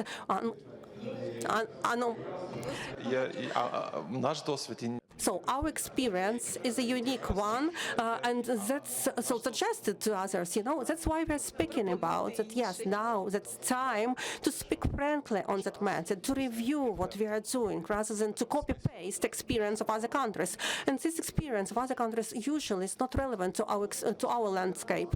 Speaking about experience of other countries, I would like to comment. Actually, quotas as a tool which actually gives incentives to employment doesn't work. So looking at European approaches, what they have in their legislation, we can see that there are some benefits and stimulus for self-entrepreneurs, for employers to find some jobs. But looking at Ukrainian legislation, speaking about open labor market rather than for closed market, which was created by the organizations for people with disabilities, we don't have so many different benefits. It's actually unified social payment, and this is sanction of forced employment. But looking at European countries, there are two approaches. First, that's either combination of stimulus and responsibility through such, percentage quota, or second option, they don't use a forced tool. They just give opportunities. They give stimulus envisaged by legislation. So for a person with disability to be competitive, competitive on the labor market with a person who doesn't have a disability. And here, you know, actually this story, this case for a person to find a job, even a remote job or a part-time job, this is all about those opportunities which exist in order to increase the number of employed persons with disabilities, and at the same time to think about how employers shall not have additional tax payable burden. But you know, that's not a question to our fund. Our fund is not a legislative authority. We want or some kind of an administrator. So here you should have invited those who make such decisions. It was not a question to the fund, actually. It was an open question to all of us, to the whole audience, and we need to think about it. We need to speak about it. It was not under my intention to attack the fund. No, to show that all figures that you show don't work. No, they work in some kind of sense. But you know, at the same time, maybe it's a very appropriate time to speak about those changes, which and the time of which has already come a long time ago, but we keep ignoring them. Але ми все це ігноруємо і ігноруємо. Thanks a lot for this exchange. I think this is exactly what we were hoping to achieve. Yeah, that's what we were hoping to achieve really with this very frank conversation of what has happened and what should happen in the future. I know that there are questions from the audience. We will take them in a bit. I will remember you, Mr. But we have one last round of questions. I would like to continue with this, and then we will open the floor also to other questions from the audience. Thank you very much for your patience. Olena Ivanova, with this we're kind of transitioning towards the multifaceted challenges explosive ordnance victims often face. Employment and socioeconomic inclusion are only two elements that contribute to long-term recovery of EO survivors. And the UNDP model that I think you developed with your team and the National Action Plan on Victim Assistance are very comprehensive and reflect the multifaceted challenges explosive ordnance survivors face. So what are the key aspects of the plan? How is it coordinated between government agencies, international partners, and communities carried out for its realization? Thank you for this question. And using this opportunity, I would like to say thank you to all colleagues and partners who have joined our efforts in terms of implementation of the national plan on support of the affected persons and communities. And there are so many of them also present here in this audience. And I would like to say that indeed the work was very fruitful, and we received a very good document. We wanted to get this document, and this document has been already submitted to the Ministry of Economy, and we really hope that it would be approved at least in some kind of way and to serve as a road sign. And anyway, I understand that there are so many different representatives of different organizations and public authorities who have already joined our efforts. They already know what to do. But here, despite of the fact that there are indeed so many different spheres and or areas which are covered by this plan, employment, socio-economic integration, rehabilitation, first medical aid, and so many different other. But, you know, generalizing, we can highlight three key aspects which are cross-cutting for all sectors. So receiving information and providing information. So I give you two examples. The first example on cooperation between public authorities with other partners, and regarding survivors, that they do not have enough information. Using statistics, 70% of respondents said that they do not know or they don't have enough information regarding available programs. And another problem is that even if anyone shares information about available programs, usually public authorities and non-government organizations share information only about their support, what they do, but they do not share information about the large, range of support. So 70% 50% of respondents say that they feel that they miss information on the whole range of support. So I didn't contribute to the previous discussion, but I want to comment upon it now, because actually employment was, of concern of everyone. And I would like to show one more example. So employers who receive compensation for adapting a job place or employing a person with disability, and this compensation for assistive technologies. Yes, indeed, such support is provided, and there are enough funds in the budget, and I know that there are even excessive funds. Why so? Because employers do not know about such kind of support.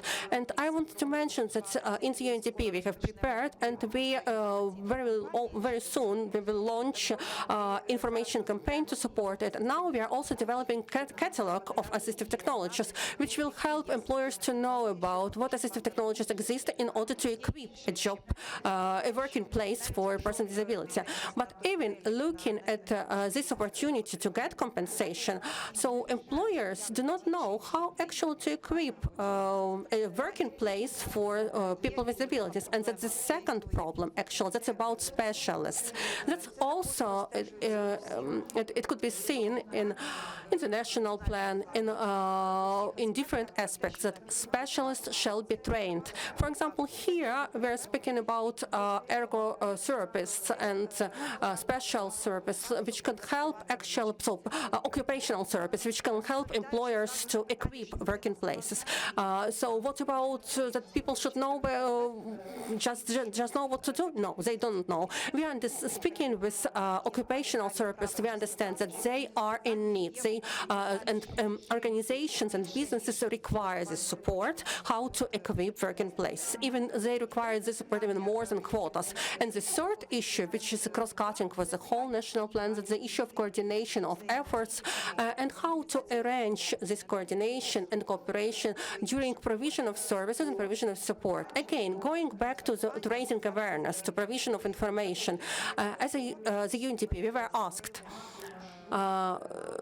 so we were requested to develop a roadmap, a pathway, how for people with disabilities, how to go through the support process. We try to collect this information from different public authorities, and actually it's so challenging. So that's the problem with the coordination, because actually it's almost impossible to develop this roadmap. We are trying to do it. We will hope that we will manage to do it, but these are three key aspects which are cross-cutting, going through the whole national plan, so preparing of professionals and specialists, cooperation and coordination, and raising awareness. Thank you. Excellent, thanks a lot. I think that's the National Action Plan is definitely something extremely important for the sector, especially because as you said, you're touching upon different levels of basically engagement with different actors and of the areas of support that are so crucial. So thank you for outlining that. We have a last round of questions, and then we'll open the floor to the audience. I will maybe just ask for a quick inputs, although of course feel free to discuss amongst each other if you like. However, let's keep this a bit brief, please. Maybe to stay with you, Olena Ivanova, victims are entitled to one-time compensation and annual assistance, but we hear from our beneficiaries at least, and I think you also from yours and many other sources, that these amounts are far below actual costs for rehabilitation and recovery in other specialized services. Based on your work with government partners, other partners, civil society, what gaps have you identified? Again, using the survey data, I would like to say that 2/3 of respondents mentioned that they don't have enough financial support. They're missing it. So what actually they're missing financial support for? That's for medical treatment and rehabilitation. So they require expensive treatments which are not covered by the packages of support. So they don't don't have enough funds for long-term treatment. Usually all of them reach out to private experts to get psychological help and long-term rehabilitation. And here's the issue. So politically wise, so shall we increase financial support or shall we improve access to services to be provided free of charge? That's the issue. Also, the issue of drugs was raised. So despite of the fact that the presence of availability of this program of accessible drugs and accessible medicines, they missing this financial support. It's not enough for them. And also it's about transportation, how to get to locations where rehabilitation support is being provided, where they also can have their paperwork done with the disability status. So they don't have these opportunities to get to the place to get support. So that's the question. Shall we increase the financial support or shall we develop such services of social taxi, for example, or some other services in order to gain such help, such support? And one more thing, that's renting of accommodation for people where they receive rehabilitation or medical help or being closer to social services in order to be able to have some medical treatments. Again, that's a question, either to compensate for specialized accommodation during the rehabilitation periods, or it's more about increasing financial expenses and financial coverage. That's the questions that we have.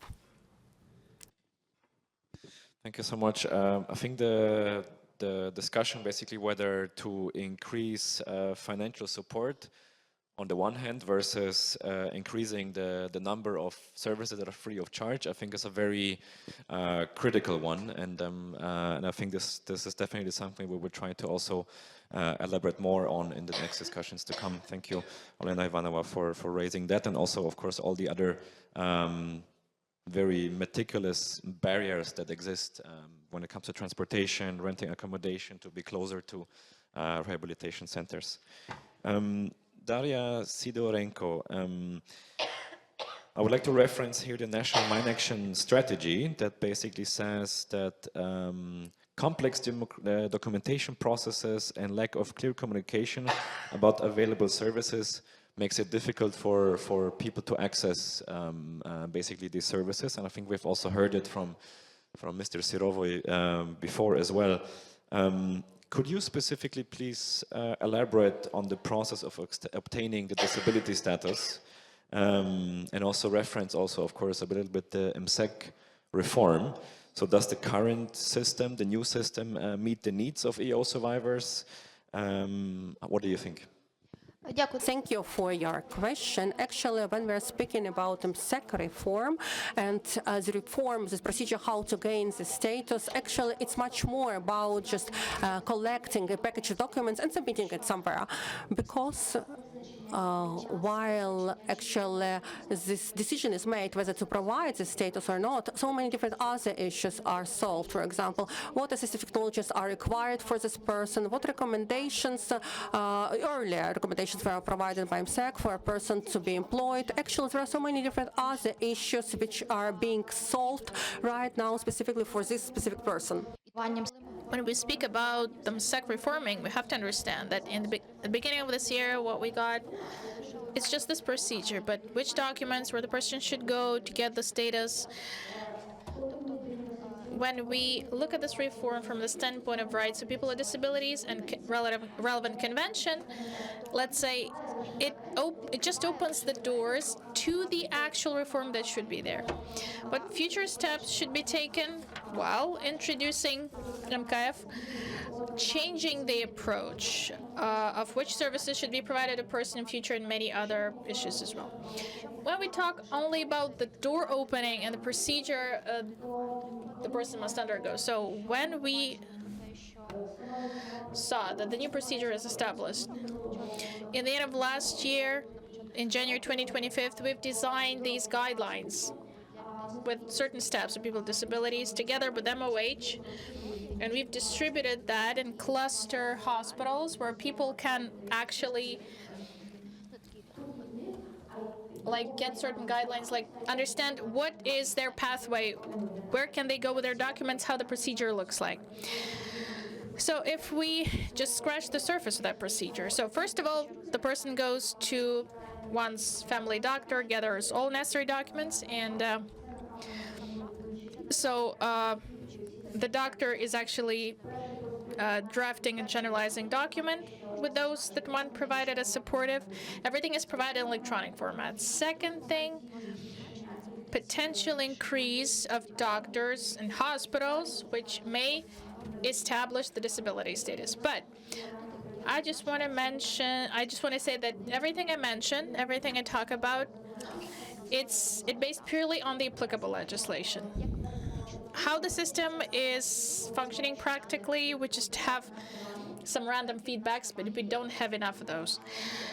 As far as I know, International Renaissance Foundation, this summer they plan to have this like public control, to understand how the hospitals are functioning. And our league, in the second half of March, we will launch a small survey, and then we will tell you with details how these are enforced. Coming back to legislation. After such electronic document package is gathered, so the administrator of the facility that gets documents checks that and picks the evaluation form. So how exactly the person can undergo the procedure? So in absentia basically, or one can physically come, or in remote manner, whatever. So, and also the person may be visited at home. So there are more opportunities. We get more access now because not always people can reach the facility. So the team is selected for a specific case because the ground for disability status granting is different, and the commission must be diverse, just to evaluate the documents properly. The next step, the date and time of consideration is established and for the decision to be made. A person gets a certificate. If one does not agree, one can appeal that. But I would note also the following. There are some positive things when we compare the current system with the previous one, but I would love to stress again, we're just opening the doors to the actual reform that has to take place. Thank you. Thank you so much. So I understand basically the process is much more streamlined, as I understand. There's an electronic element that makes it easier to submit documents. There's a potential increase of doctors that can assess the disability status, but I understand from you that it also remains to be seen with more feedback and more data coming in how successful this reform will be. Great, that is very helpful. Thank you so much. Before we open the floor for the audience, I would like to give each of you 1 minute to answer the following question. And we'd like to start with the Deputy Minister. We've heard a lot today, a lot has been said. What are you expecting from relevant actors, be it governmental, Ukrainian civil society, international partners and donors, to meaningfully advance explosive ordnance victim assistance in Ukraine in the next years? So what is, in other words, the ideal picture in the next years when it comes to meaningfully support EU victims?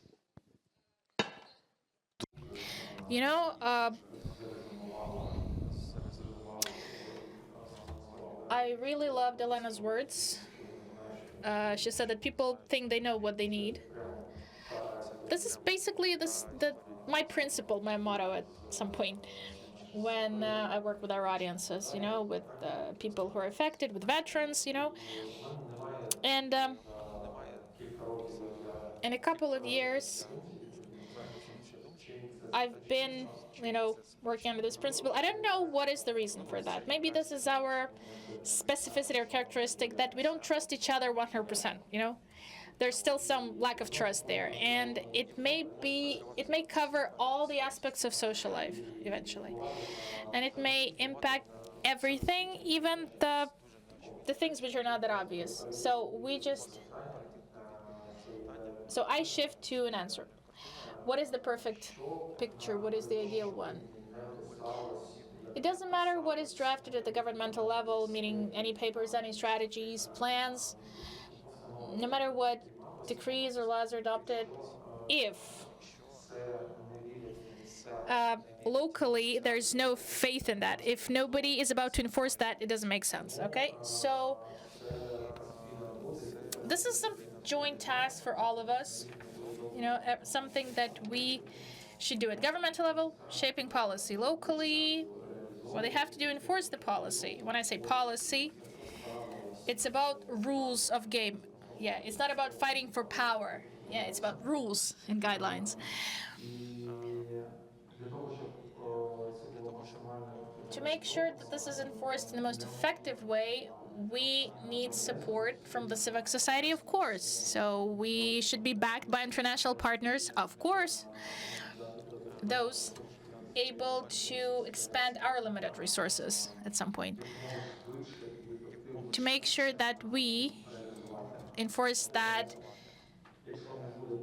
fast and effective. But if there's no trust between all of the links in the chain, if we don't realize that each of the links is doing everything one can with the best wishes and in the best interests, it won't work, because civic society, yes, they want to force the government to do something, but at the same time, the government will require something from local administrations to be abided by some plans which don't make sense. So we'll have the witch hunting. Everybody will witch hunt, and this will give us no result. Therefore, we have to build trust. It's a very maybe vague answer, but ideal picture is the support plan drafted at governmental level by all of us via the trust growing tools and with the joint aim to be reached together, especially locally at local level. Joint efforts, everyone involved, coordination and trust-building measures to make sure that on the ground these policies that have been drafted by the government actually are adopted by people. Mrs. Ludmila Danielina, same question for you.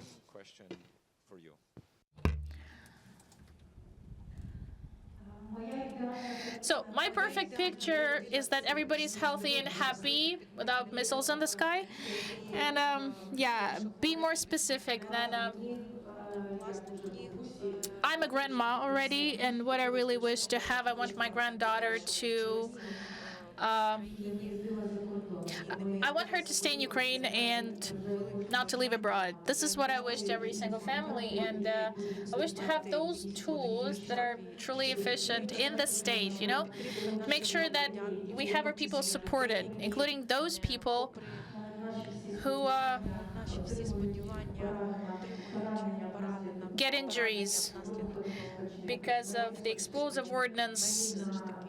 Well, I really want these people to get the top-level services, not just a single-time support, or assistance to be provided, but for these patients to have some mentorship, curators, those who support, and more engagement in rehab process, and make sure that the body is restoring properly. That's what I would love as a former medical employee with 30 years of experience. What I really would love all people to stay healthy.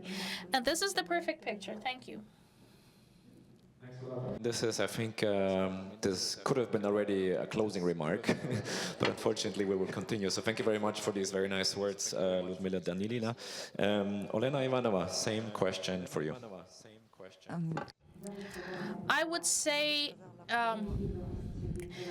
so we have to actually stay real.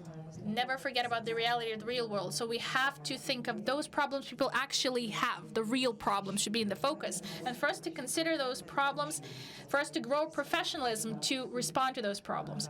What I want to wish us all and the partners and the civic society and government, of course, and donors, what I wish you, grow your capacity, grow your muscles, grow your professionalism, because it's the first time when we have that problem, nationwide problem. We all have to enhance our knowledge and our qualification, and we know how to move forward. We have to know how to move forward. Enhance interaction. Only in partnership we're able to reach any results we really aspire for. Thank you.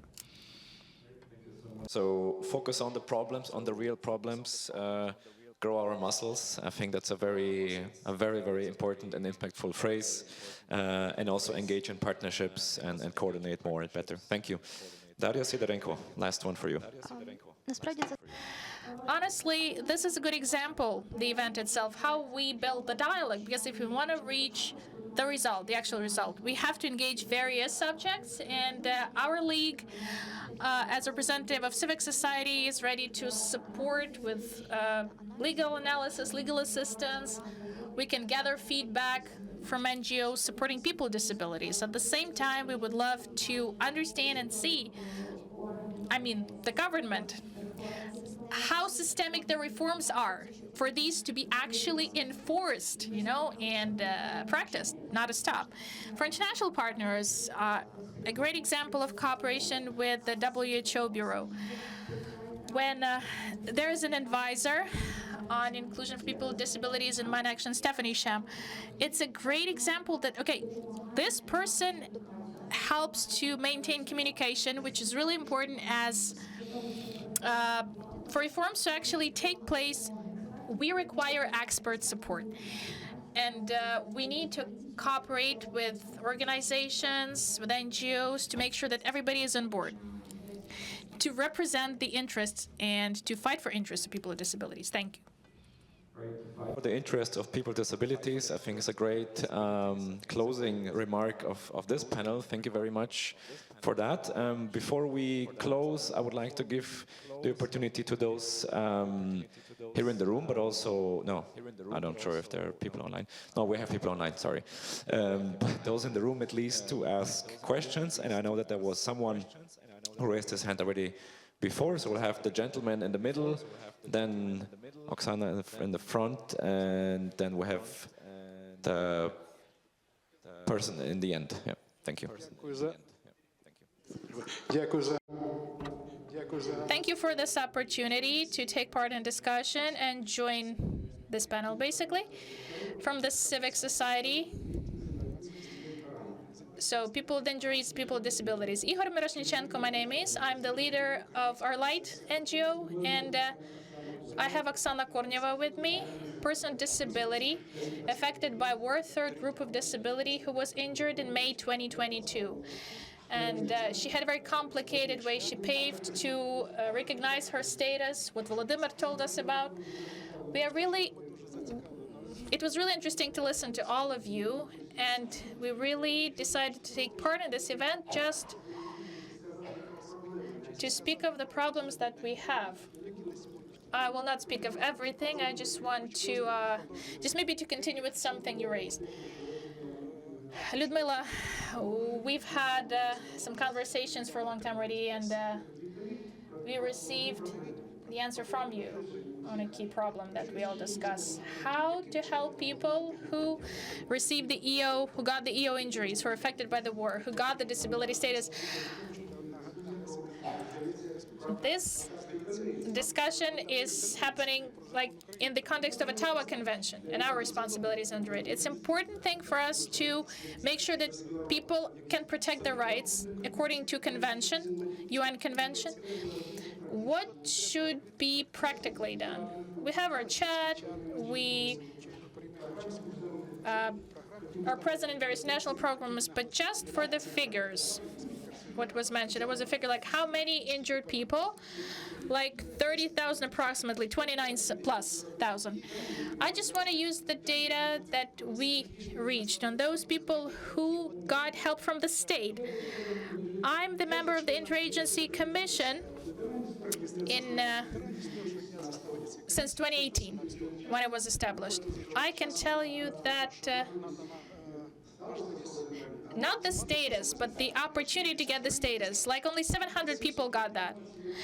And according to the information from the Fund of Social Protection, we talked to the head of the fund with Lyudmila, how many? 290 people who got this financial support. This is a very low percentage when I speak about the coverage, state coverage. So it's really a relevant issue now. It's a painful spot. When we were preparing for this meeting, we talked to people, we discussed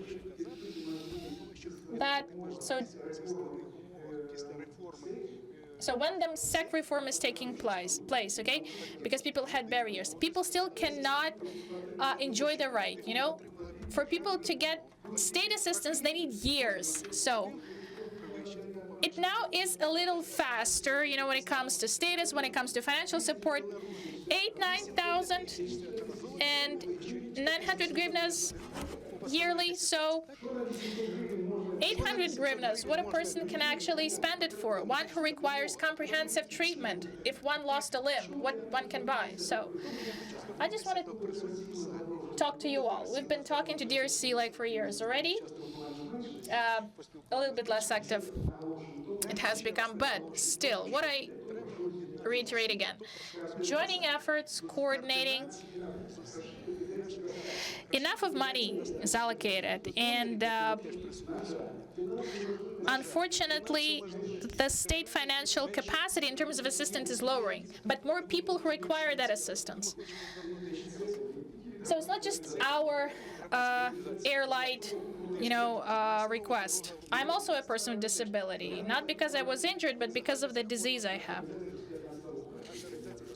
We've been working since 2015 with that. I want donors to focus on the problems raised by people. I also wanted to bring a person with injury who got this injury before 2022. The approaches on providing that financial assistance. Can people use that international assistance, those who were injured before 2022, before February 2022 and after, like the approaches? That's like, I'm sparking a discussion, basically. NGO or Light, I represent this, we are the members of the National Assembly of People with Disabilities. We have meetings every day, and maybe Oksana wants to say something. I want us to improve this activity. I want the effectiveness of the efforts that everyone is putting into that.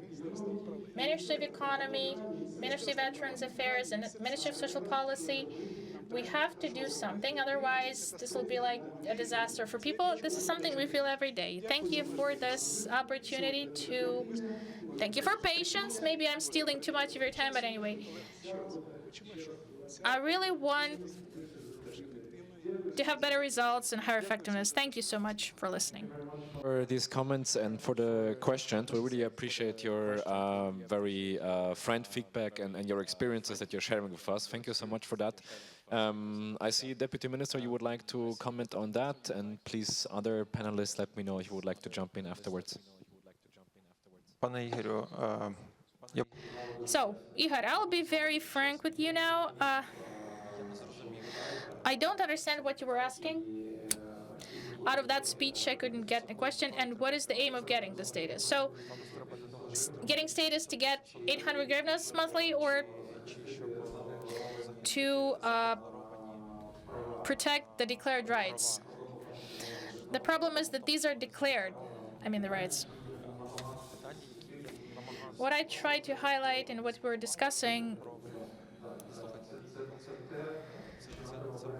something we have to revise, the actual essence of assistance, the concept of assistance, how we protect the injured people, those who are affected. In my opinion, 800 hryvnias of payment is humiliating, per se, and even trying to get a state as a person with disability or one affected for the sake of 800 hryvnias is itself a humiliation. The question is, this has to be revised because of the conditions we live in total deficit and basically absence of resource. So we have to create an environment where a person will not require 800, but making 800 hryvnias, earning that, to create conditions for the money to be a reward for professional development, okay, for the qualification one is reaching eventually, and for this to be a request, a demand.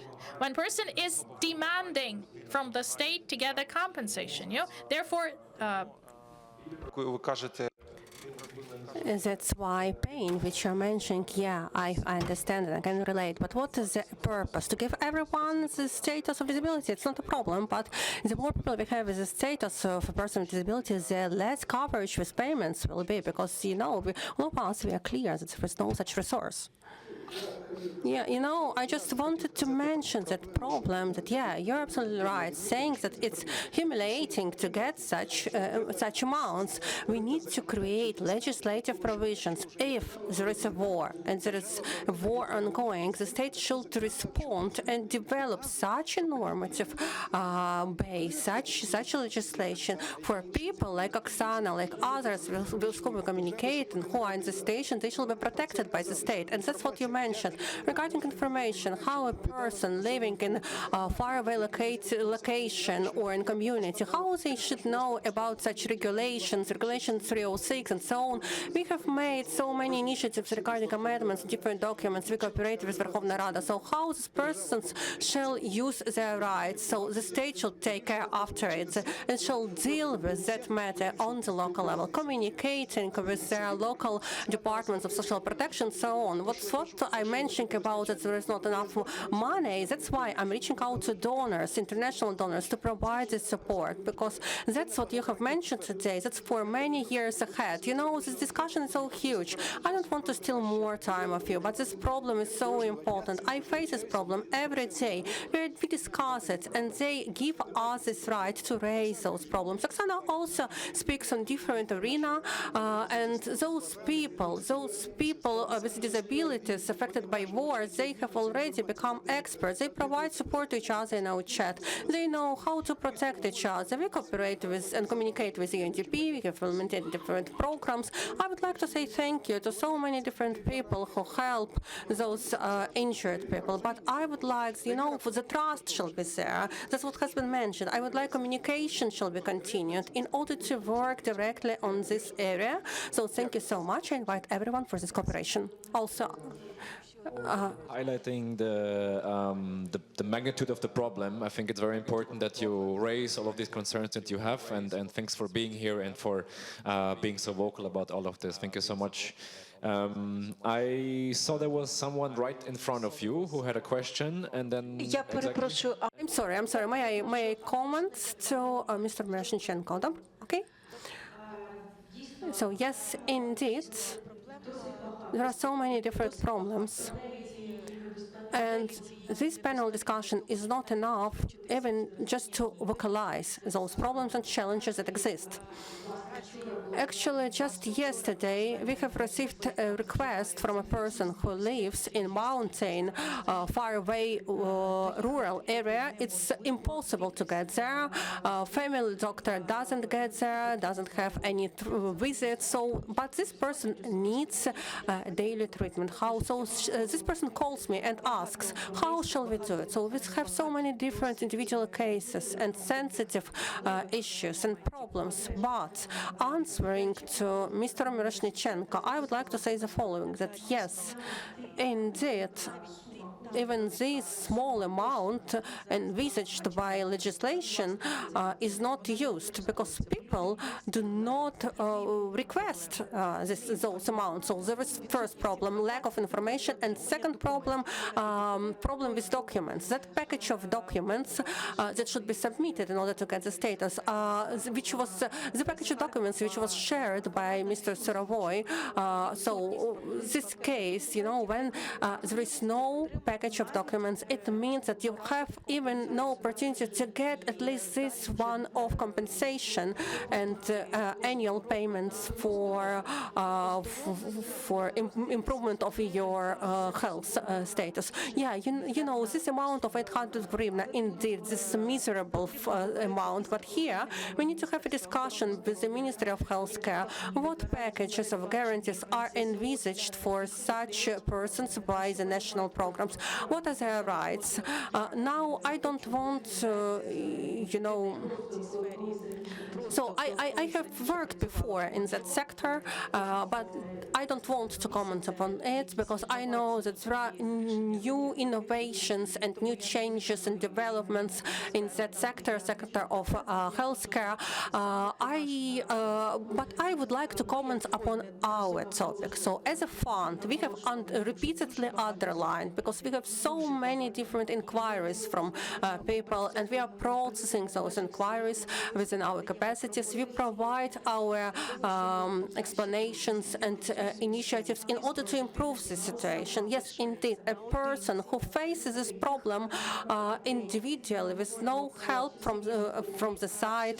So, and these are civil population and military population. How many of them? There are so many of them. Just after this event, I'm going to deal with different other institutions because I have a case. This was a military person. He received a very complicated injury, which requires not only provision of assistive rehabilitation technologies, but because right now this person is not a current service member, this person has already been dismissed from the armed forces of Ukraine. So he says that, no one needs me. And this person is in stress, is in anxiety. He is just closed at home. He doesn't communicate with anyone. He just communicates with me saying, Ludmila, please help me. So yes, indeed, the life is difficult and it's complicated. And if we do not speak on the real situation, if we do not solve those problems from the terms of the legislation, making amendments to legislation, if we do not do it, the situation will not improve. The status, the condition of persons will not improve just because of the fact that some positive news appear on the table. I just would like to vocalize the following issues, that resilience centers have been established in different communities. I don't know whether you know about it or not, but more than 250 providers of social services already work in different communities. These are those providers who provide professional support to people in need and in dire life circumstances, including psychologists, social workers, social managers, all of them who provide support and coordinate support in case-by-case basis. They also refer persons to help, where help could be provided. They provide legal aid. There are also support and social services for service members. These two pilot projects have been launched last year. No, they have been launched at the end of 2023. We have worked the whole 2024, and now we keep working. So I would like for everyone to know about it, to use this tool, and to have trust. That's what we are talking about right now. Thank you. Thank you very much, Ludmila. We'll take the next question. Exactly, it's the lady in the middle.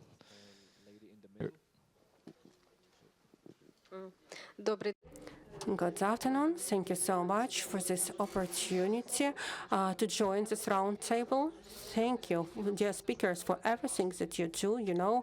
I have listened with open heart everything that you have said. My question is more to Igor, and I would like to say a few words. First of all, my name is Oksana. I'm a legal specialist. I have been providing legal aid to population affected by the war since 2015. And indeed, I support your idea that, the legislation has improved significantly in comparison with the 2015s, because in 2015 there was no understanding at all how to provide compensation, how to provide a status for the affected population. Now the answers exist. Maybe they are not so transparent as we want, and the procedures are different, and which actually creates such difficulties for people. What I'm talking about? I'm talking about that the established legislative procedure should be such clear for people that they understand it very clearly, to go through this way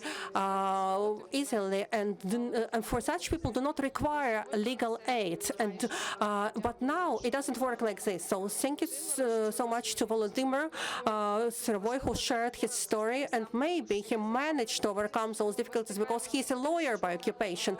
But we face problems that, for people to gain a status of person with disability because of the war, it's almost impossible if a person is not a lawyer by occupation. Such person requires legal aid. And here we face the next challenge. We have two different status. So a person who suffered from the mine and explosive subjects, and another status, a person with disability who affected by the war, who suffered from the missile attack, so that's a different status, and they are considered in two different dimensions. But in my opinion, that's actually, the question is, as a consequence of what this person got those injuries because of the war. I think that it's not appropriate to look why actually this person got injuries because of the war. That's because of the war. If there hadn't been no war, this person would not go to the field and just find this mine and so on. So I don't think that it's right to differentiate those two different statuses. Speaking about beneficiaries, those people who were affected, so they also do not understand the difference. Why here we have like this, and in another situation we have another situation. In one case, we have even a couple, a husband and a wife, who suffered from the same incident, but they have received their statuses of person with disability during different periods of time and during different procedures. So the husband received the status earlier during some period of time, but his wife needed to overcome many barriers. So we're speaking about these problems with legislation, gap in legislation, that people on local level do not understand all these procedures, local authorities and so on. So we have so many different preconditions. My question to you, do you consider an option to have only one single status for such people? And if not, please provide your motivation.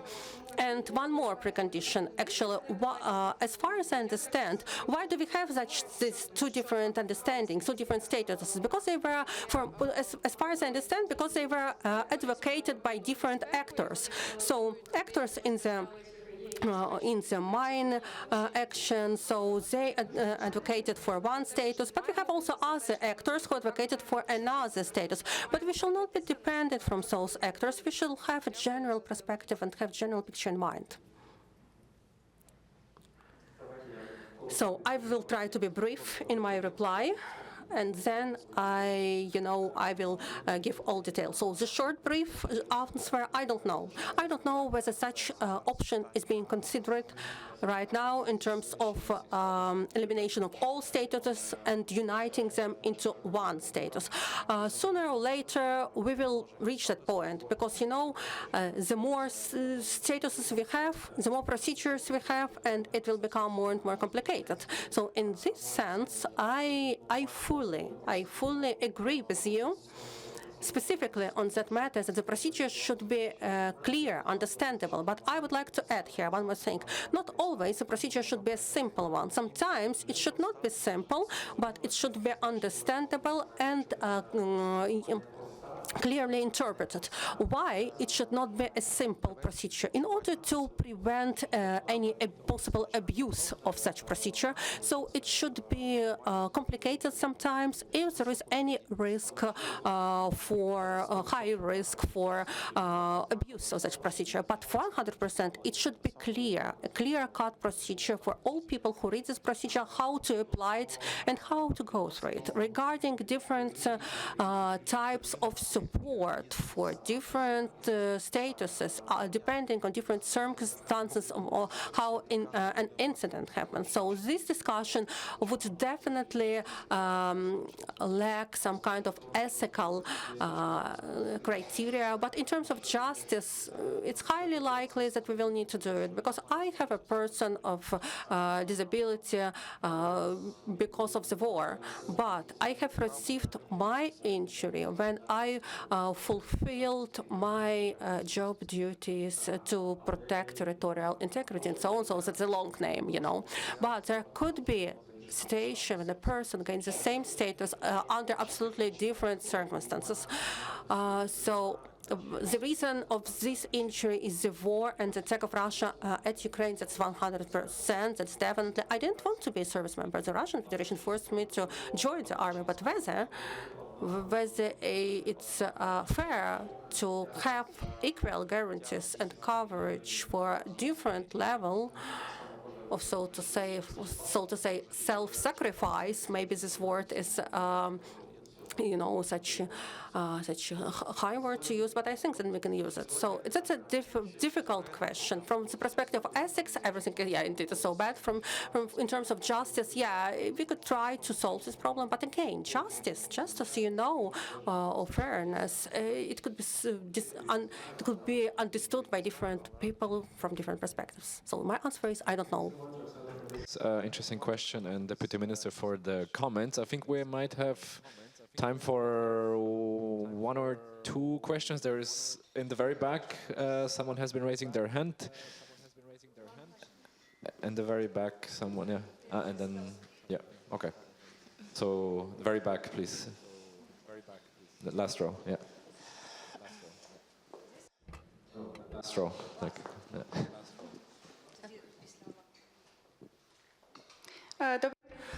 Good afternoon to everyone. Thank you so much for the discussion. Thank you so much for this opportunity to be here. My name is Lyudmila Volkova. I represent the Halo Trust, demanding organization. I have two questions. I will try to be brief. And my first question to Jakub.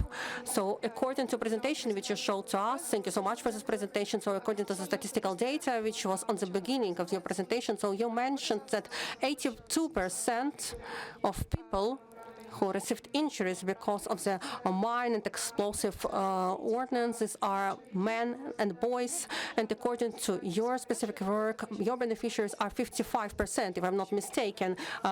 These are boys and men. So my question to you, what are the key challenges and problems you face specifically in terms of providing support to boys and men? Why this level of 55% is less than 82% of those who've got injuries, or maybe it's because it's harder to get to their location, place of residence, because of other reasons. I would be very grateful to you for your reply. And my second question will be to Igor, specifically regarding those projects that you have implemented together with the UNDP for employment of veterans. So from your perspective, regarding key negative and positive lessons learned that you have taken out of these projects, which would you like to share with employers who are going to work with these specific veterans, and which shall be those lessons learned which can help us as employers to prepare ourselves to work with such veterans, and in order for efficiency and outcomes of this project to be long-lasting, not only in the moment of implementation, but also at further work. Thank you. Thank you very much for these questions. So difficulties about supporting men more meaningfully, or to basically integrate men into our response. I think there's a parallel across different mine action pillars, which is basically the difficulty to actually support men given the scale of the problem. So for example, what I mean with that, we have in risk education, we have very often the case that in risk education, explosive ordnance risk education sessions, we often don't have any men at all almost. And this obviously has to do with the fact that allegedly, I would say, that a lot of men are not willing, especially in frontline areas, to come to meetings, to come to gatherings and sit all together in a public space. I think this has to do with a number of issues.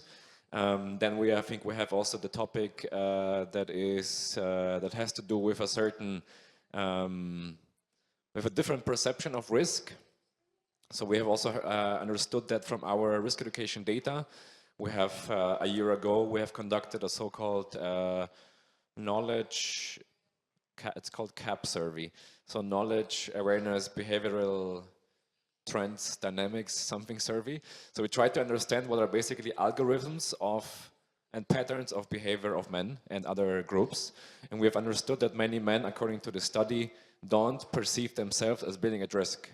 They perceive themselves as knowing very well how to behave around explosives and other explosive weapons. This is according to our study. This is, I don't think we can generalize here, but at least we have seen that in our activities as well. So on the risk education side, it's also very difficult.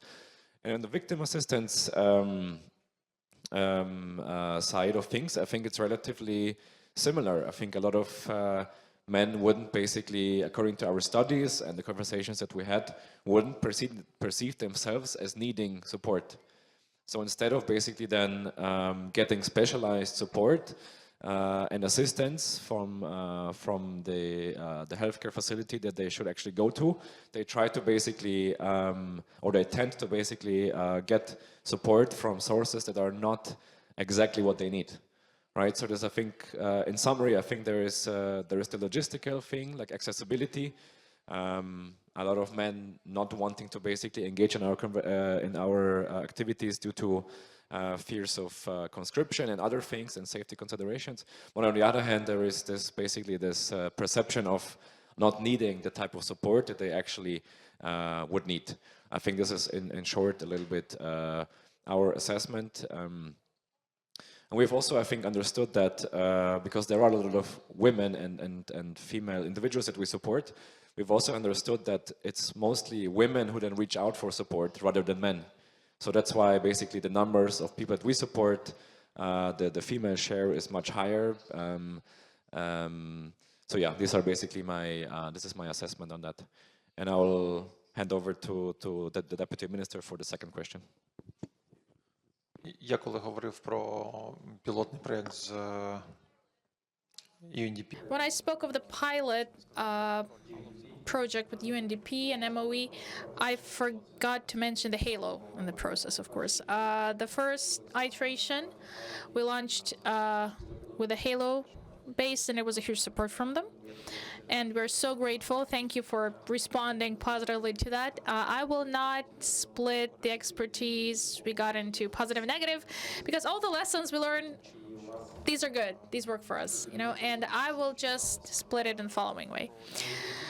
The most important thing we managed to find out about the target audience that we're doing it for, and the most important thing we found out about the companies who will employ the veterans and people with disabilities who were injured by EO. If we talk about the veterans, we underestimated them highly. We were very amateurish towards them at some point. Okay, we didn't have ladies, but for men, I guess it would be really interesting. They'd be interesting to detect the EOs, vehicles, and like the boy stuff. But what we found eventually, that part of the audience told, okay, it would be really interesting for us to raise awareness in the society on the risks. For me, this was a discovery, but after I reflected on that, I thought that, okay, this was something that we didn't consider, we didn't expect, and we can actually give them that task as well on risk informing. The second one about the potential employers, the companies, the mine action operators. So the key conclusion I can give you is the understanding of the problem, understanding the specificity of employing people with disabilities. These are the same for mine action operators and for any banking structure, for any agency. So you have to start with ABCs explaining what potential can be revealed, basically, yeah, if you employ injured people. So how you shouldn't communicate to these people, or do's and don'ts, okay? Nothing extra, just basic things, and nothing extra that would make these companies so special amidst the average employer. So perceiving the audience, just not being very stigmatized, refusing from that stigmatized approach, not limiting their potential jobs, you know, applying the same principles, just explaining, raising the awareness, and adapting the processes to make the work and jobs accessible, per se. Thank you so much. While I see that snacks are being served, we might have time for one very short question and short answers. I think you were among the first, so please short question, and then panelists, please short answer. Thank you. So good afternoon, everyone. My name is Olha, and I've been living in Kharkiv for 3 years, working with civilian men and women who were injured. I'm so sorry, I'm nervous a little bit. I have a question and a proposal. So what we faced, that awareness raising, injured people lack that, lack information. So local governance bodies can be engaged. How? On the websites of communities, you know, to place that information, for example, we already have algorithms drafted, how to get the status of disability because of the war, what privileges it gives, because war disability, it's equal to veteran status, and like over 20 privileges people can get. It doesn't require funding almost. Yeah, so it's not that expensive. If we had that on communities' websites, this would be great. Also information on who in the region, like referral pathways, yes, who is providing the support to the survivors? Thank you. Very fast response. Maybe it will be a dangerous statement for me, but a slippery slope. Do you know the statement that a butterfly's wing, if one moves the wing, it leads to tsunami? Okay, so if we make all the information accessible and visible, everybody that knows they have rights, apply for that, and our budget will just, whatever verb you can use, it just collapses. So I don't say it shouldn't be done, but every action has consequences, and maybe we are in the balance point that should not be broken, or maybe I'm making a mistake and you can correct me. Thank you very much. I'm afraid we'll have to leave it at this. However, there will be networking drinks and snacks for at least 45 minutes, so you will have the opportunity to also engage with some of us here, with the panelists, if they still decide to stick around. So I would like to say, Deputy Minister of Economy, thank you very much for joining. Ludmila Danielina, thank you very much. Olena Ivanova, thank you very much. Darya Sidorenko, thank you very much for this very fruitful and honest conversation, also for your comments. Obviously, this roundtable is not going to resolve much, or maybe nothing, but I think it is an important conversation to have, and to have more of this in the future. We will be summarizing most of this in a short advocacy note in the next days and weeks to come, and we're very happy if you also contribute to that in the future and also engage in more conversations about victim assistance in Ukraine. Thank you very much, and please enjoy the snacks and the drinks. Thank you.